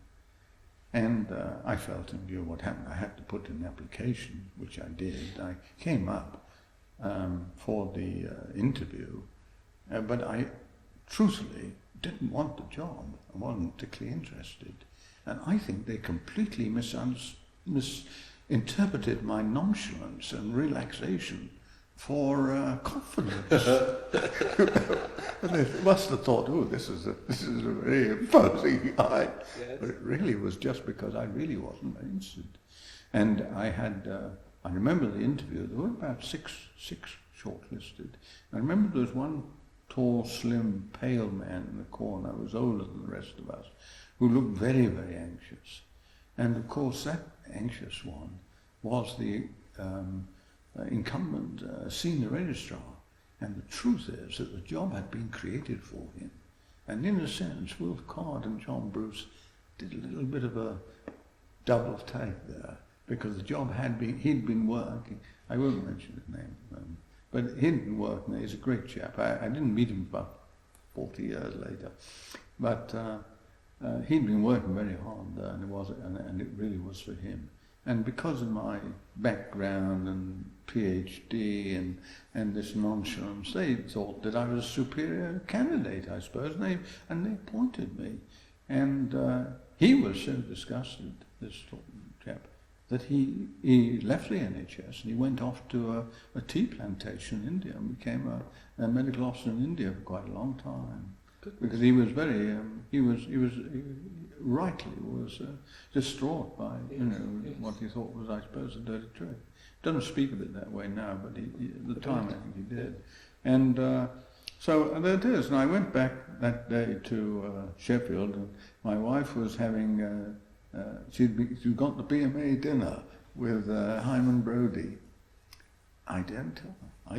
They asked me how I got on. I said, I'm going to hear in 48 hours. I couldn't tell them that I'd accepted the post. And then after sort of 48 hours, I told them the truth. And of course, those who were very unhappy about it, of course, he came to love Edinburgh and thought it was a wonderful place. Yes. And very, very happy about it eventually. So that's how I came up to Edinburgh. So that was 1953. And I came up as an assistant. Right, and then there were such rich themes, weren't they, and threads. Then there was... Such rich themes and threads in your life in Edinburgh. I mean... In particular, which do you mean? Well, I mean, there was the peptic ulcer story, the ulcerative colitis story. Oh yes, a tremendous activity from then on. Yes. I had a little difficulty at first, Martin, because I had been out of clinical medicine for 3 years, and it's amazing how some of it slips away from you, particularly the general medicine, not so much the gastroenterology, but the other stuff slips away. And I had a little difficulties, I think, in that time. But a lot of us, in fact, in that unit came with a heavy science background. Yes. Having had a big clinical experience, then science, and then went back. I mean, you did, I did, Anne did, yes. Sabrata Ghosh did. Yes, oh yes, that's quite true. Yes. And of course, gastroenterology at that time was sort of betwixt and between, wasn't it? Yes, yes. Clinical, but yet there was a lot of the basic science in the investigative side. Which did you enjoy the most, the duodenal ulcer side or the inflammatory bowel disease side? I have to tell you that I enjoyed, if you use that word, the inflammatory bowel disease. Yes. I found that was, first of all, it was a bigger challenge clinically, much bigger challenge. On the other hand, the basic research, as you know, that I was doing was on the peptic ulcer side in particular. And I continued, of course, in my doctorate, because when I was appointed, I only had 6 sessions. It was an assistant physician, 6 sessions. I actually dropped my income by 200 a year. When I was the supernumerary grey fellow, I was getting 1,100 a year. And when I came here, they gave me 900 for 6 sessions, which wasn't, I may say, enough to live on. That's what they paid. And so what I did was, the Medical Research Council made me an external member of the staff, which was great help. First of all, I was quite well paid. It brought me up, you know. And it gave me a lot of support and grants. You didn't in those days have the enormous struggle and competition you have now. At that very point in time, 1954, 55, 56, those sort of times, if you were a member of the external staff of the MRC, you didn't have to worry. You got the money you needed for what you needed, for what you did. Of course, you had to turn in reports and they were surveyed and so on, evaluated. And so I continued with my experimental surgery. I went on doing dog work. And for that, the stories here are of great interest. One is that the Department of Medicine here in Edinburgh didn't do any experimental work. And they had no facilities. They had the odd lab, the odd room or two, but they had no animal experimental facilities at all. But Sir James Learmont very kindly said, come to my department. So I worked for some years in the Wilkie, in the surgical research department, and he gave me full laboratory facilities, operating theatre, and kennels and all that. And he was a man for whom I had great respect.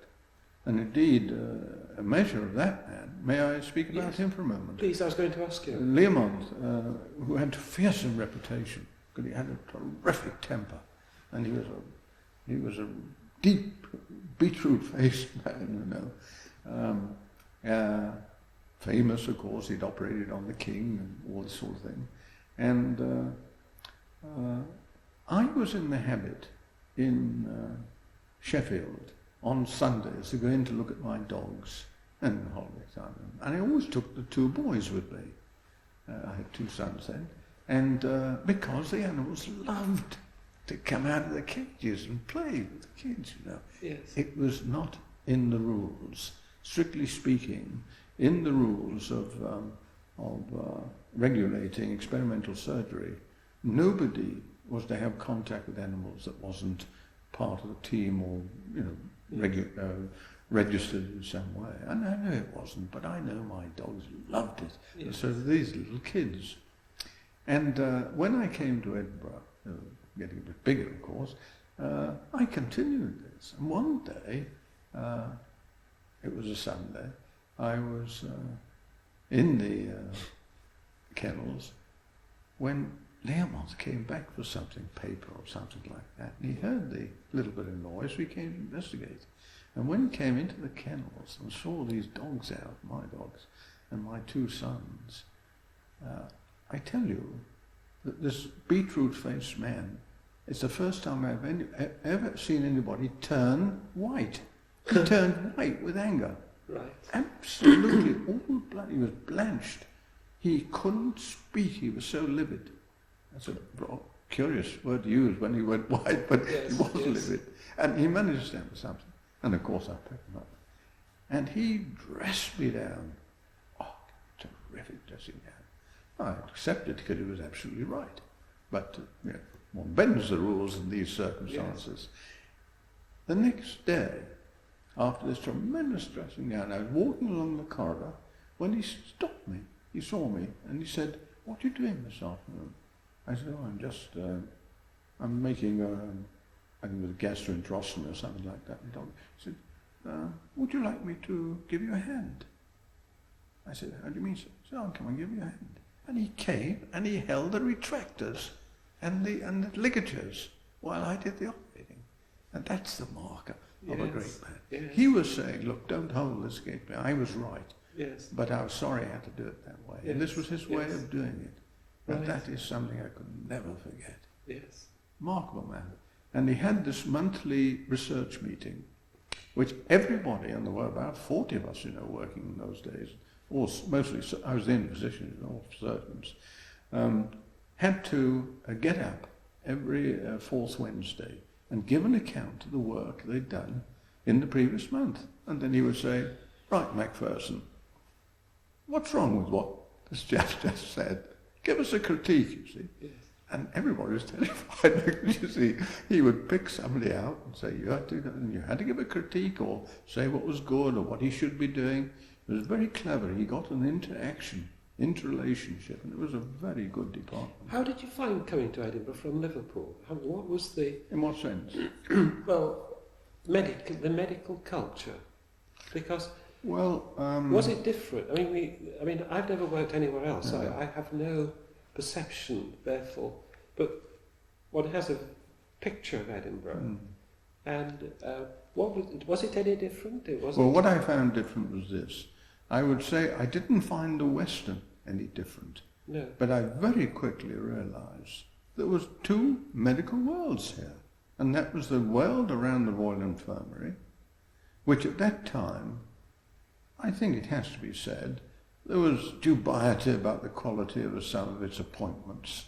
There was a certain amount of nepotism still evident. And everybody was an Edinburgh man. Yes. Whereas what was the Western? None of us were. Dickie Turner had come up from Thomas's, Mike Matthews from Thomas's, Wilfred from Thomas's also. From Thomas's, that's yes. right. And it goes on. They were all, what was the name of the neurologist? Stanton. Stanton? Yes. He was a Barts man? Yes. Everybody had been brought up by Stanley Davison as a deliberate policy, and I was brought from Sheffield and there were others. Jimmy Williamson came from Liverpool.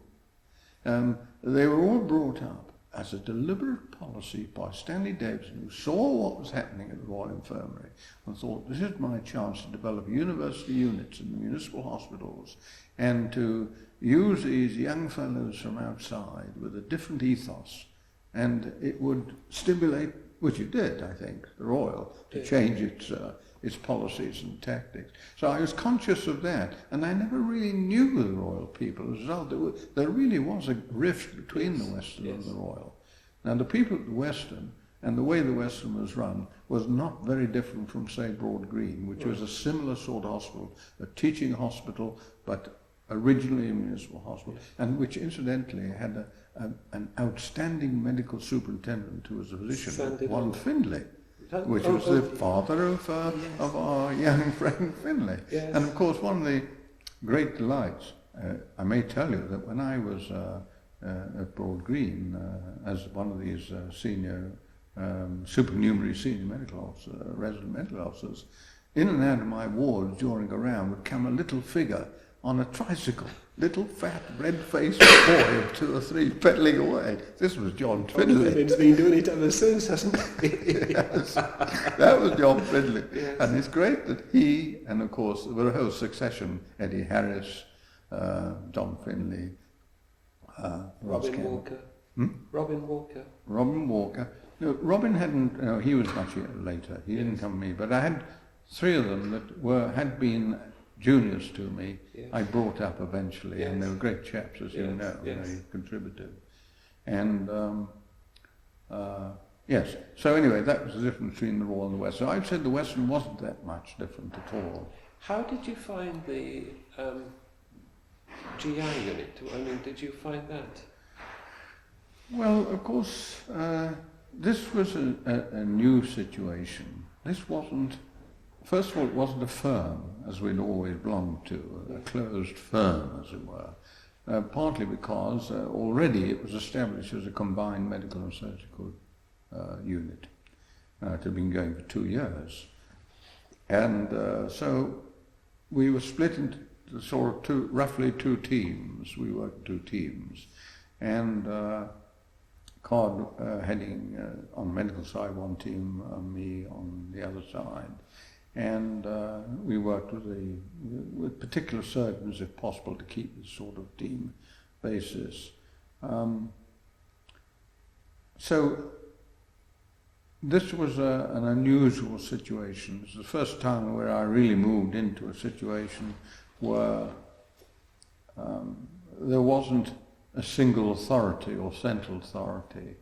And I think I've never known how to apportion the credit, but I think most of it goes to Wilfred Card. I really do feel that John Bruce had many great strengths, but on the academic aspects, he rode on Will Card's coattails, really. And the big ideas of the combined unit, I would suggest, came from Wilf. And Wilf also had this democratic concept of running the show.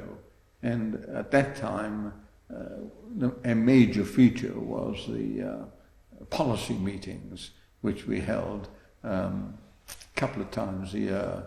We would go to Peebles Hydro or somewhere like that, or up to the Burn, and have a policy meeting at which we'd spend the weekend, eat well and drink well, and in between we would have meetings at which we discussed what the trends were and what we should be doing and so forth.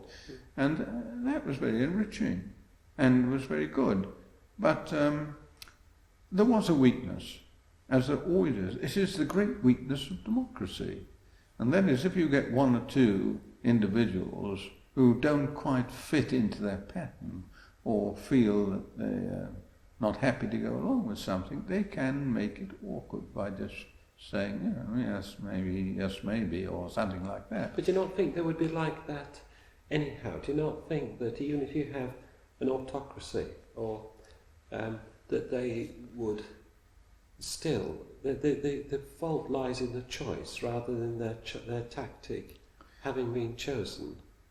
I think, if I may put it another way, that if you are going to have a cabinet of that kind and run democracy, the choice is absolutely fundamental, whereas with an autocracy it's much less fundamental, Right. because the bloke at the top can say, well, I don't care what you think, that's how it's going to be, boy, or else you can look. Yes. And so you're right, it is a choice, and the choice, as you well know, didn't always work out. No. And there were strains within the unit at that time, very great strains.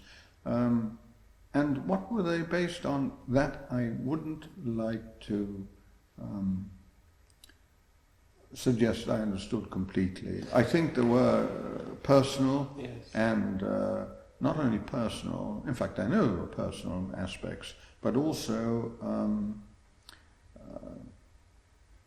what shall I say, the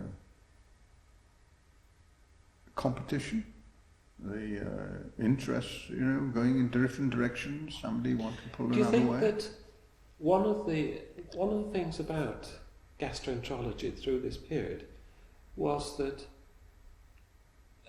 a particular very firm line of treatment was taken, say, for duodenal ulcer, and there was the exploring of treatment in inflammatory bowel disease, and that in fact it was at a time of seeking. It was a time of seeking a treatment schedule that would completely answer the problem, and that it wasn't that there was the immediacy of clinical care, and the background and behind this was a great interest in how the care could be advanced, because it was not an unthinking unit. It was a unit where all the time people were questioning, and that makes for tensions.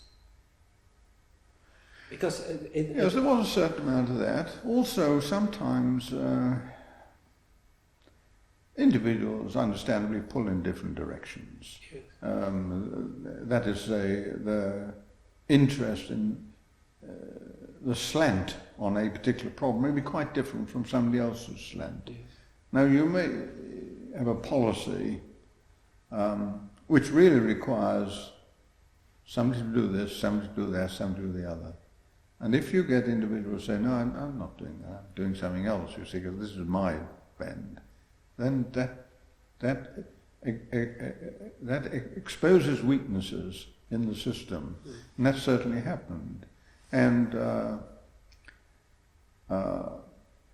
for some years, I think it worked very well, and of course the reputation grew, and the concept of combined medicine surgery, which was novel at that time, began to spread, and others developed it, and some probably did much better with it. And so it went along quite well, but the strains were there, and there were difficulties without wanting to kind of suggest something which had paranoid sort of nuance about it. One or two of the more junior staff, senior registrars and so on, had an agenda of their own. And that agenda very often would run counter. Now, let me just give you an example of this. After I'd been doing my research for some years and augmented my income and so on, now I had 3 children, and I was finding things were very hard going. I really was, my income at the time was hardly sufficient to live well, certainly. And I can't remember why I decided to, but I decided to drop a good deal, not all, I continue research always, and go into private practice. Now, when I went to private practice, I had a room time, and it was very, very restricted private practice. I did 1 afternoon a week, you see. And of course I'd given up the external staff appointment at MRC, you can't do both. And one, at least, possibly 2 of the senior registrars in the unit were extremely hostile because I was in private practice. Without naming any names, they came from a background with theoretically left leanings, and apparently were devoted to the concept of National Health Service, which is a very good thing, and saw private practice as somehow not entirely moral. And on that basis began a definite campaign of innuendo and resistance and so forth, which led to a great deal of discomfort for myself and others at the time, and led to quite some disturbance within the unit because of the way in which it was conducted. So one certainly, again, emphasizes how important it is the individuals that are, or else, if you're in that sort of setup, you may have to yourself sacrifice certain aspects of what you'd like to do and which way you think. You may have to suborn it to the main interests. And so we ran into trouble of some kind. It was quite a bruising experience, wasn't it? I had a very bruising experience at that time, and not long time. And then, of course, we had the changes. Yes. Wilfred, who, as you know, was mathematician manqué and was... How did you find him? What did you sort of man would you describe him as? Oh, I thought Card was a remarkable man. He was austere and yet had a very keen sense of fun in a particular way. A kind man, a very considerate man. I wasn't greatly taken with him as a physician, but I was greatly taken with him as a scientist and a kind person. And he had everybody's concerns at his heart, definitely. I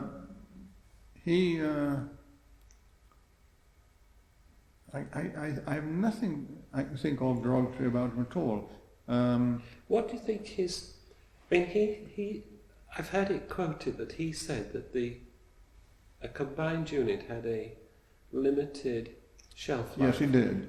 Yes, now, one of the things he said was that right at the beginning was that he thought of this as an experiment and thought it would last 25 years. Right. That was the limit of it. It lasted about 35, didn't it, or yes. about in the real form.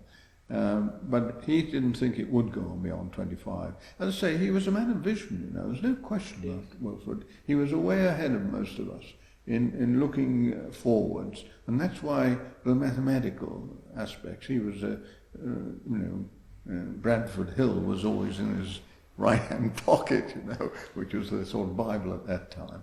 And he was into evaluation and measurement and audit. It was long before it became a popular thing. And because of his mathematical capabilities, he bent over into mathematical medicine, and when they wanted a chair of medicine devoted to, of mathematics devoted to medicine in Glasgow, of course, Kay it was, who said, well, look, you know, there's this chair, the obvious man's card. And they said, we'll give you a chair. Now, another reason he went, of course, was the dismal failure of Edinburgh to give him a chair. He was a man of great stature, making real pioneering studies. I mean, his work on gastrin and so on. The work he did on the parietal cell mass and its relationship to the function of the stomach. This was pioneering stuff. They didn't give him a chair. He's still a reader after all these years, you see. Well, that was another reason. He was definitely slighted by the failure to obtain a chair. And of course, he didn't get a chair because there were people at the Royal. So we're not having all these guys down at the Western, all these guys from London getting chairs and things. He was resisted. Well, there's no question about that. And that was another reason he jumped off to and took the offer from Glasgow, where, of course, he set up a good unit and did very well. But there were four major themes, weren't there, with the GI unit? One was a background of wonderful clinical care. There was the interest in the duodenal ulcer and its treatment, inflammatory bowel disease, and endoscopy. Yes, that's about right. I think those four things are the triumph of your generation. Endoscopy also flourished because I enjoyed endoscopy. Yeah.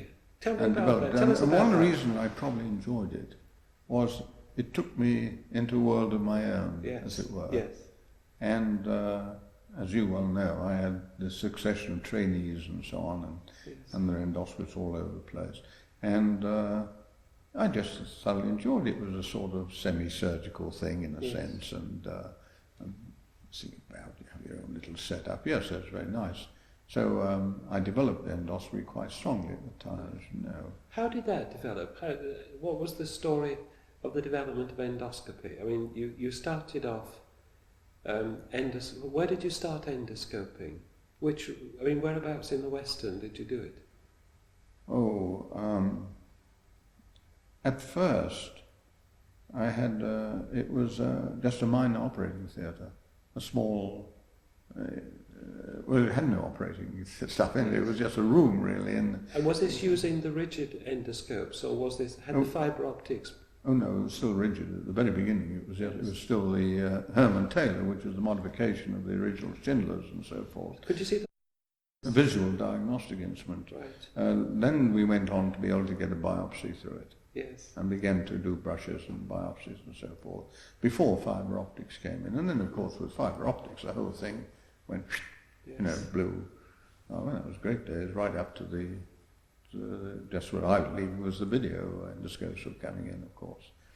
And, but you also design, I mean, you've always had this artistic side to your personality, haven't you? And the design of the endoscopy suite was possibly... Oh, well, that sort of thing came much later, of course. Right. There was a question of gathering funds. Of course, the Western had begun to get some money from the Regional Hospital Board and others, and we were able to tap in on that.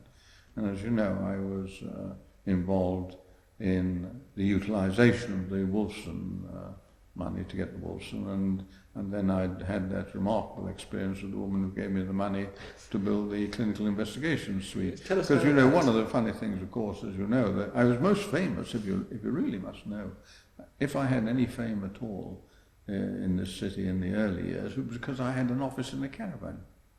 I had no office.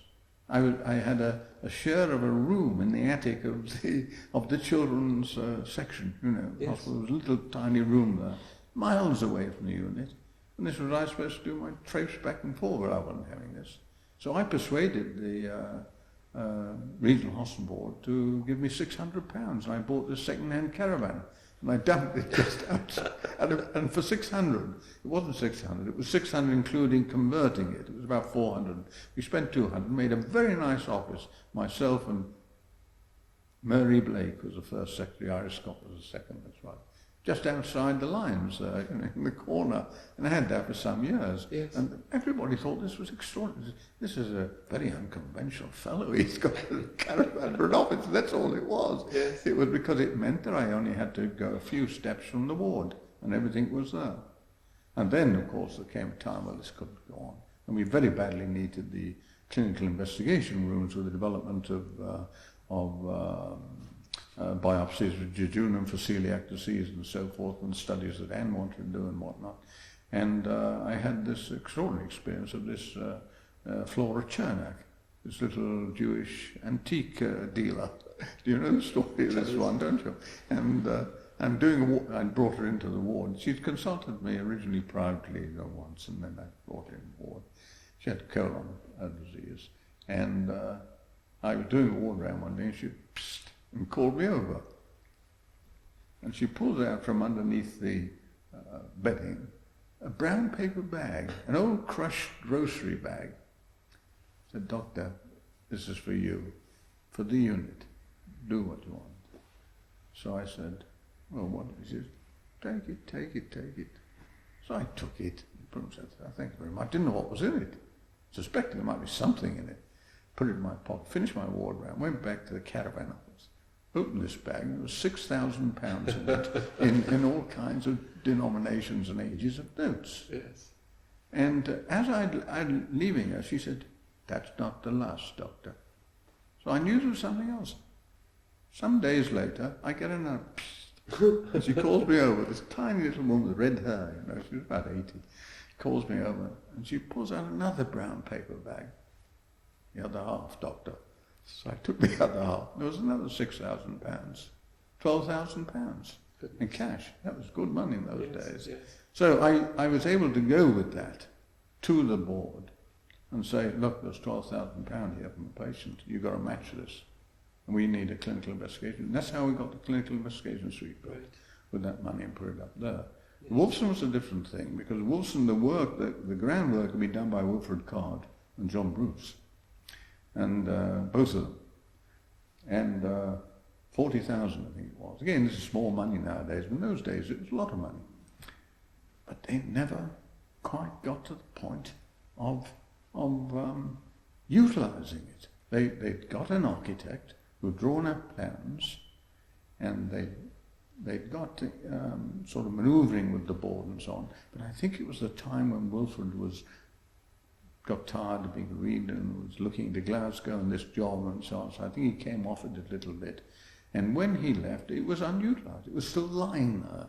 And I took it, you see, simply took on all they'd done, and I added my little bit, which was to force the board through on the university, made the university cough up.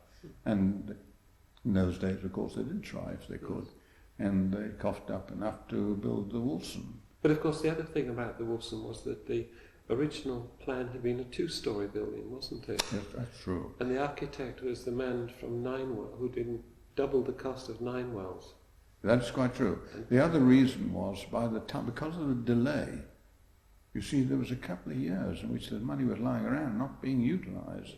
It became much less valuable. There was a time when there was devaluation coming in, and that is quite right. Instead of a 2-storey building, with the money available and what we got from the other, we were only able to build 1-storey. And that was the delay that caused that, and devaluation. One of the triumphs were the treatment. There was the audit of treatment schedules, wasn't it?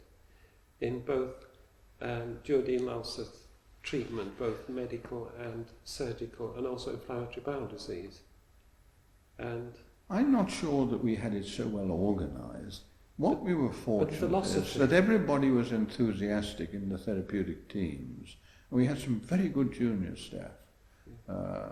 Well, chaps like Mike Ward, people of this quality, you know, were able to put in and apply something. May I say also that even some of the chaps I didn't get on too well with, like Jim McManus, were excellent physicians. They were jolly good doctors and hard-working. And then we had some brainy chaps around the scenes who, of course, didn't fit into any clinical pattern, like McLuth, who was a bit of a problem in some ways, but he was a very, very bright man. And we didn't have so much, I don't think, the organised regimen and so forth, so much as the fact that the guys were enthusiastic and, you know, really worked hard at it. And I think that was more of the quality. Yes, we had broad regimens, but, you know, the teams worked a bit differently. See, for example, I worked surgically. I would use, I have to say this, that I would have liked to have used only Charles Faulkner, because he was an outstanding, meticulous surgeon with his hands. And if anybody was going to operate on me, I wanted Charles. And although John Bruce and Bill Small had the qualities, they weren't in a league with Charles Faulkner as far as morbidity and mortality was concerned. And so I liked to it, but unfortunately, because when John Bruce translated from our unit and became Professor of General Surgery at the Royal Infirmary, moved up the university, Charles moved up, he automatically went with Wilfred, which left me cold. I had no choice, and I used Bill Small and so forth, and we didn't always see eye to eye on treatment, particularly on which surgery should be utilised. He had different ideas from me. So we used to have some discussions about those things, but you did have discussions.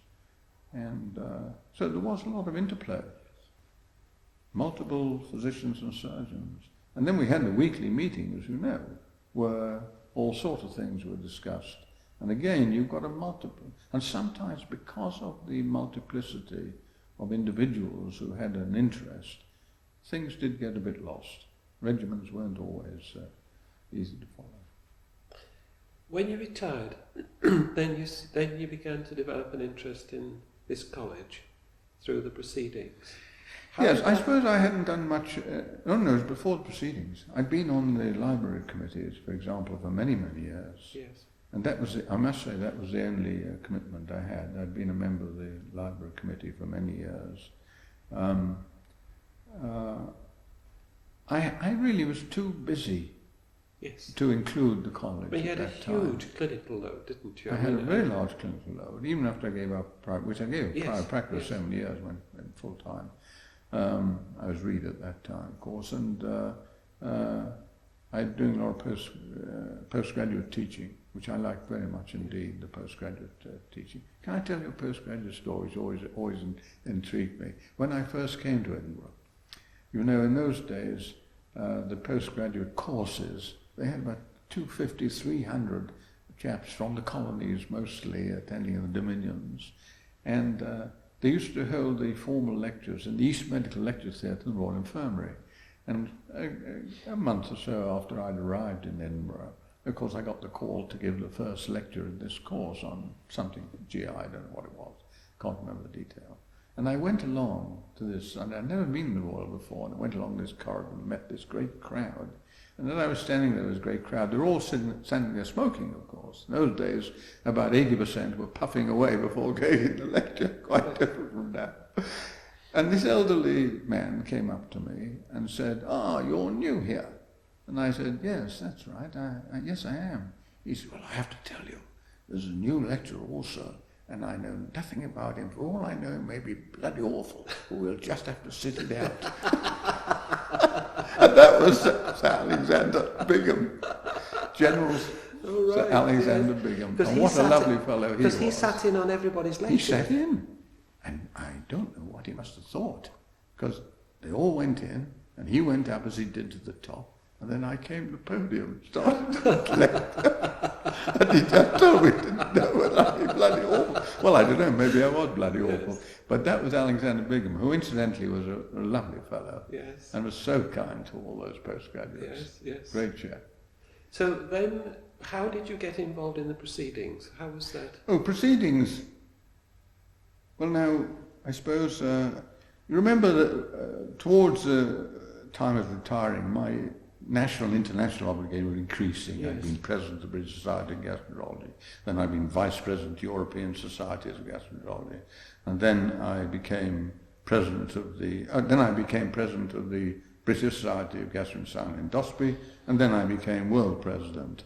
And so at that time there was plenty for me to do, and that's why I didn't find the retirement quite such a wham down as I'm sure I would have done, because I was going on travelling around the world, and I was going on lecturing on GI subjects and so on, and doing a lot of bedside teaching in India and America and other countries, as you know.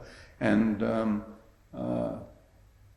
then when that ceased, you see, when I was no longer world president and so forth, and suddenly there was quite a hiatus. And I'm absolutely useless at doing nothing. I've got to be active all the time doing things, not because I'm a great mind and a great do, but because my personality demands that I'm occupied. Yes. Otherwise I'm a lost soul. And I don't know who suggested it to me. Somebody said that David Boyd was giving up, and would I be interested in that? Now, I'd done quite a lot of editing, books and things like, not of journals, and I'd written the odd book, but I hadn't edited any journals, and so it was a departure. So I said, oh, yes, okay, and so I started in, and... How did you find coming into the college? Because you were not a traditional college man. No, not at all. And you had... What was it like? Odd. I was joining a new club, that's for certain, and it wasn't the kind of club to which I'd been accustomed. Yeah. I did find it different because the dominant features were the royal people still in the college in those days, and so there was an aura of the kind I've spoken about before that was different a little bit from the southern, the English and Western way and attitudes. So I found things, but of course, I was very fortunate because I had presidents of the quality of John Richmond who were so supportive. Well, of course, John was another man he was professor of Sheffield, and he was so supportive and so encouraging, the great thing about the college right up to the present time had been that carte blanche, and no interference, nothing but encouragement. And if I wanted it to go that way, right, that's the way it went. Yes. And that reflected extremely well on council and the presidents in particular. And then, of course, Tony Tott was an excellent man in exactly the same way. Yes. So that I was very fortunate that for the first 6 years I had two quite outstanding gentlemen as well as fine Yes. physicians and presidents. When you took it, did you have a plan when you took it over? I mean, had you... Well, almost immediately, of course, I began to think what to do. Well, there was one thing I was sure that it wasn't going to stay. When I inherited it, it seemed to me to be a sort of like a minor company annual report type of thing. It seemed to have relatively little scientific content. About your school magazine? Yes, it was not a great deal different. Yes. That's unkind, because David Boyd Yes. had already begun to improve it from what had been a few years before. Yes. I don't mean to denigrate his efforts.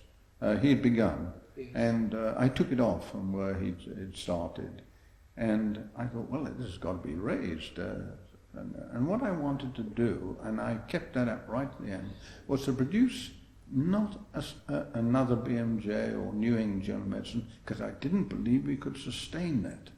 I didn't believe it. And I thought, well, what does the college need? What's it want? And two things occurred to me. First of all, half our chaps are overseas, even more than half. So that the only thing they get out of the college is whatever comes through the post, for the most part, except for a very rare, perhaps, chance to come back to Edinburgh for the odd day or week or something like that. So I thought that had to be borne in mind. And then I thought, well, if we can't compete scientifically with the Lancet and the New England Journal of Medicine, let's look at where the strengths may lie. And why not produce something which recognizes that every doctor, every physician is also an artist, a literary critic. He's kind of got a quite eclectic taste. And so, and particularly historically interested. So, well, we've got to strengthen the history, attract as much as we can on that side.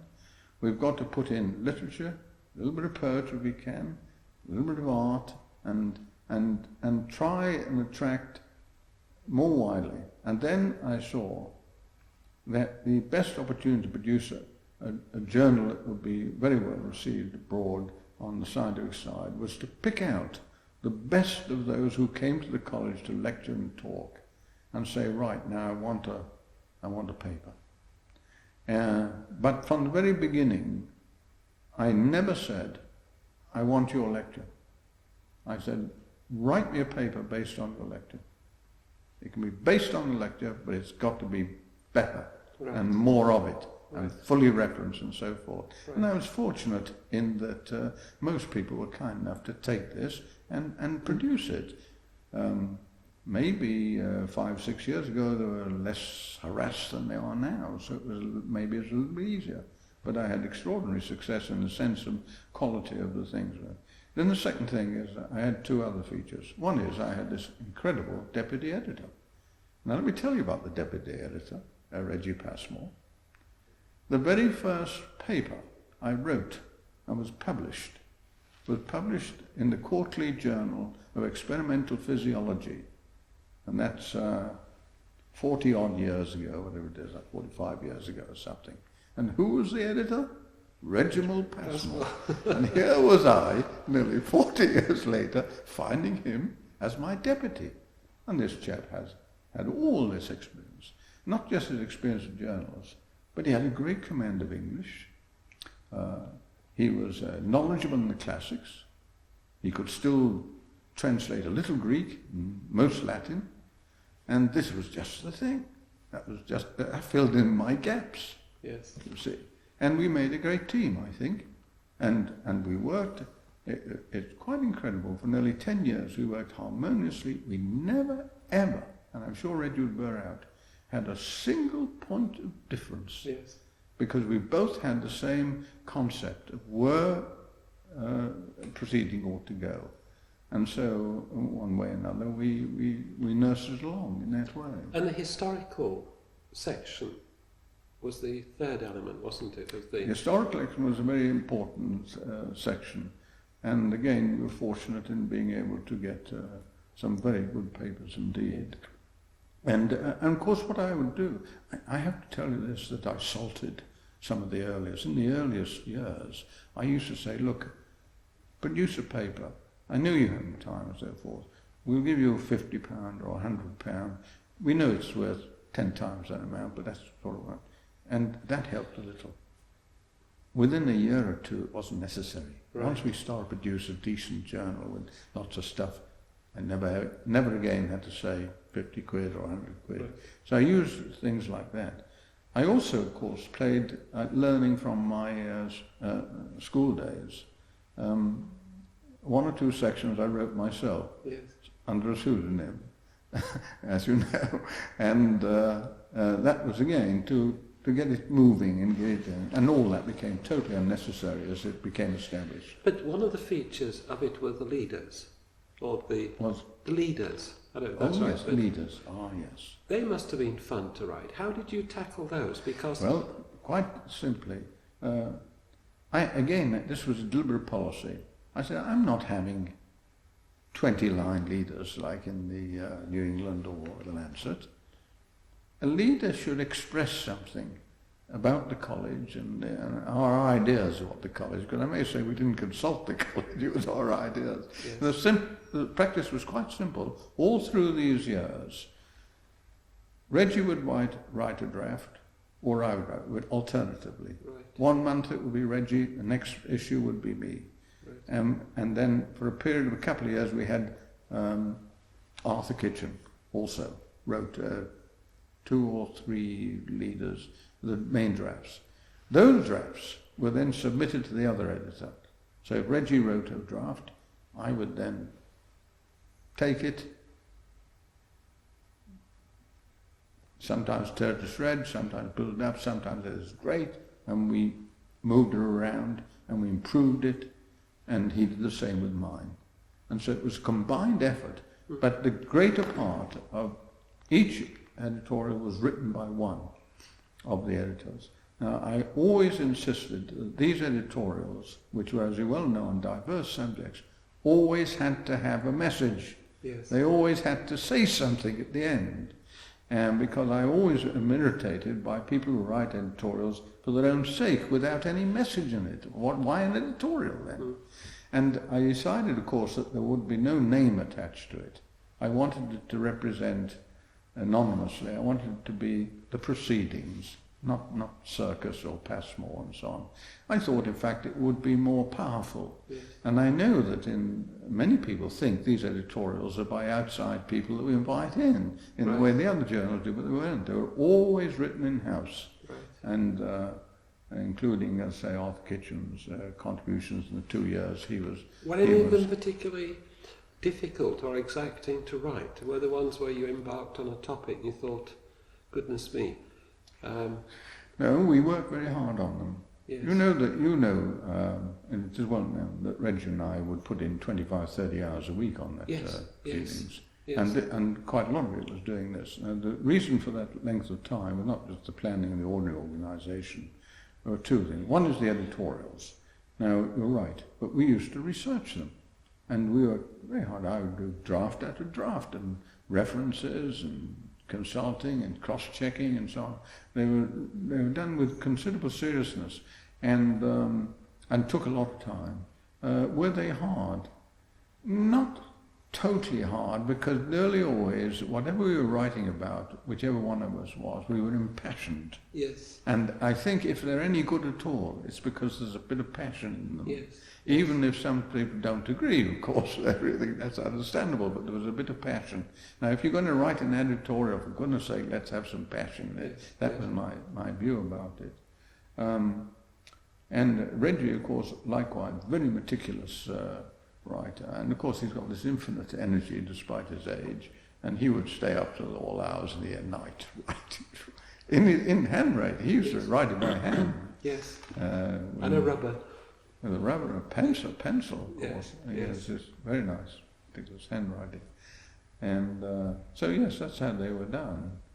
And I enjoyed the editorial. Of course, editorials is partly the enjoyment is power. There's a power in editorials. You're pushing your views on people.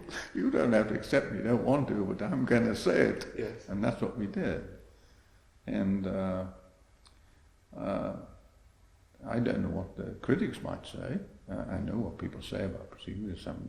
Many wrote to me over the years, but at the same time, I think that some of those editorials were among the best things in the Proceedings, yes, and nothing else that I know of in English language medical journals have that sort of editorials. Yes. And another feature, of course, was Books of the Quarter.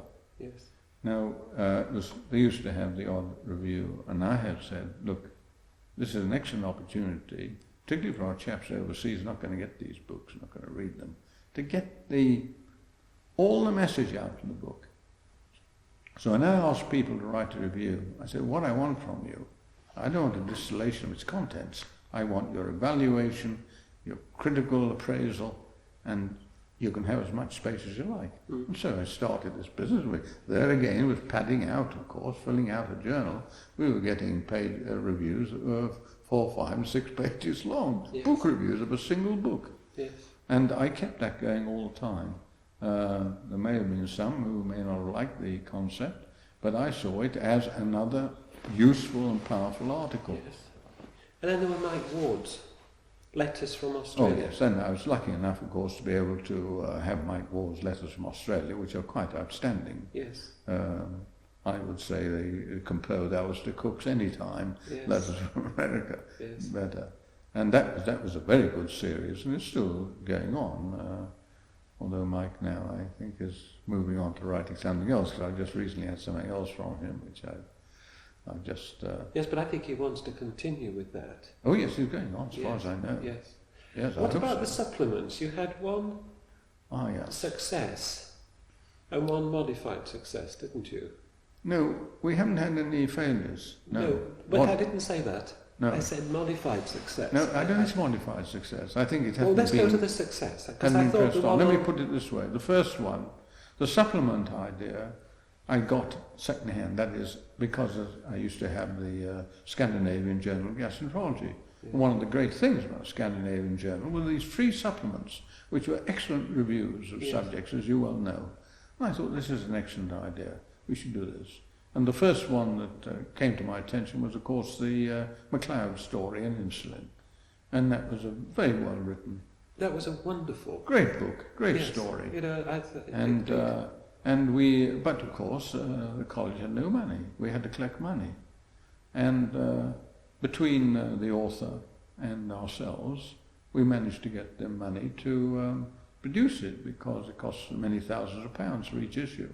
Did he approach you, or did you approach him over that? I'm almost certain he approached us. Right.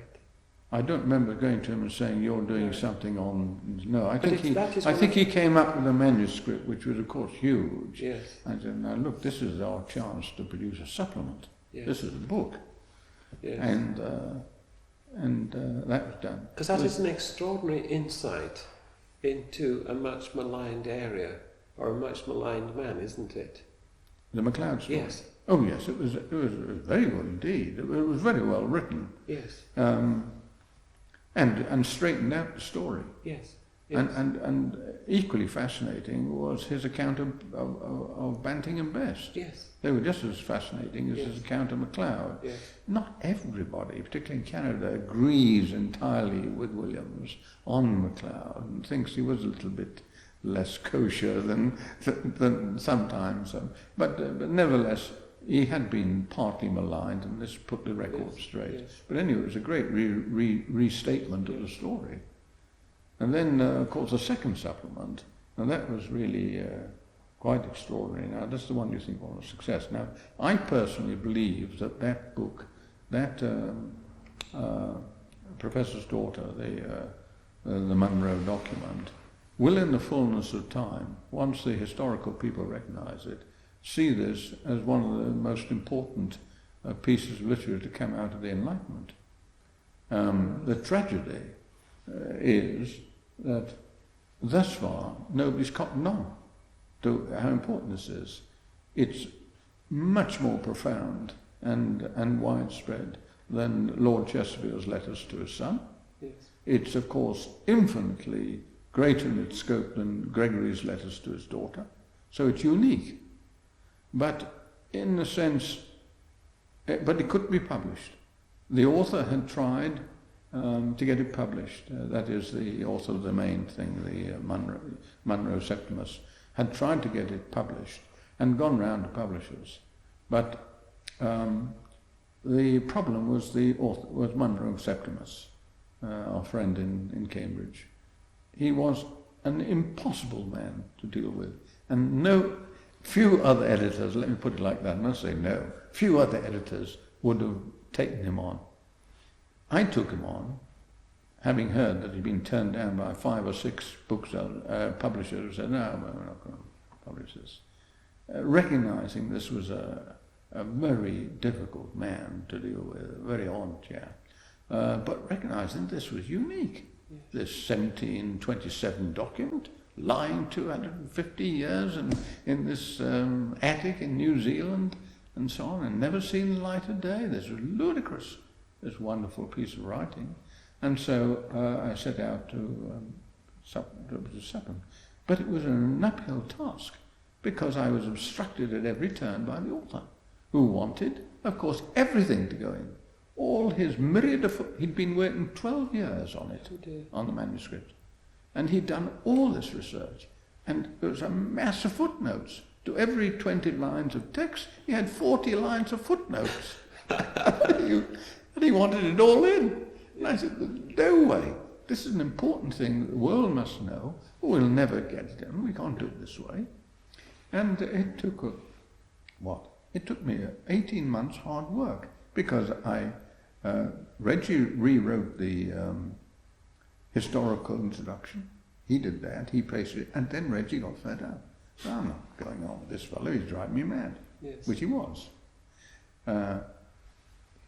He wrote me, let me give you an idea of the difficult editorial. The author wrote me probably 1.5 to 2 sides of an A4 in very concentrated typescript about every 3rd day, with 100 new footnotes. Yes. And modifications and arguments about, no, you can't take this out, this is very important. And this went on month after month after month. Meanwhile, I was chasing money. I had to get money. And I was able eventually, by help particularly by Richie, yes. Richie, who got a couple of thousand from the Carnegie, which salted it. And then I was able to tap about a half dozen other sources. We raised 7,000 or 8,000 or whatever it was, and to get it published. And then I went through it, the whole thing, and cut out the footnotes and rewrote some sections. And I presented him eventually with a fair copy and said, this is it. Do you want it published? You don't want it published. And I had to agree to certain, well, I needn't have done. For example, you look at that book, you'll see that I've given half the copyright to him. I realised that he'd done 12 years' work. It was his great baby, Yes. And so I said, oh, okay. The copyright is vested in both. One can't do it without the other, and so forth. And then they got some extra money to get the coloured photograph and so on, and got the thing together. And as I say, and I think you'll find if you speak to Smout, our historical advisor, he will tell you that he has the same opinion as I do. Yes. That this is one of the great things to come out in the Enlightenment, but it hasn't yet reached the reviews. It's a year now since it was published, and there's not been a review yet in any of the historical journals. I sent personal copies to the editors of the New England Journal of Medicine, the Lancet, and so forth, and they wrote back and said, well, this is not medicine. I know it's by a great professor of surgery and so forth, but it's not medicine. We have a policy, we don't review books unless it's a medical subject, which was pathetic. Yes. And so it hadn't been reviewed there. So that's why I say I think it eventually it'll be dawn. I didn't say it was a failure. I said it was a relative success rather than the success of the MacLeod. Oh yes, it was a relative success in terms of publication beyond the college. Yeah. But it's not. It's in terms of its ultimate fate, we'd have to wait and see. And I think it will be a great thing. And now, of course, they've just done a little supplement which is on the leukemia, which is a slightly different sort of thing. But I think these supplements enable the college to continue to impress medical society and those who have any relationship to it, that the physicians are men of letters and not just practicing doctors. Yes, yes. That's very good. Is there anything else? Is there anything we missed? Oh, I don't know. Oh yes, right. Yes. Oh, I'm sorry, I didn't know what was going on. Like, is that enough? That's lovely. Yes. Oh yes, that's great. Oh, well, thanks very much. Yes, good.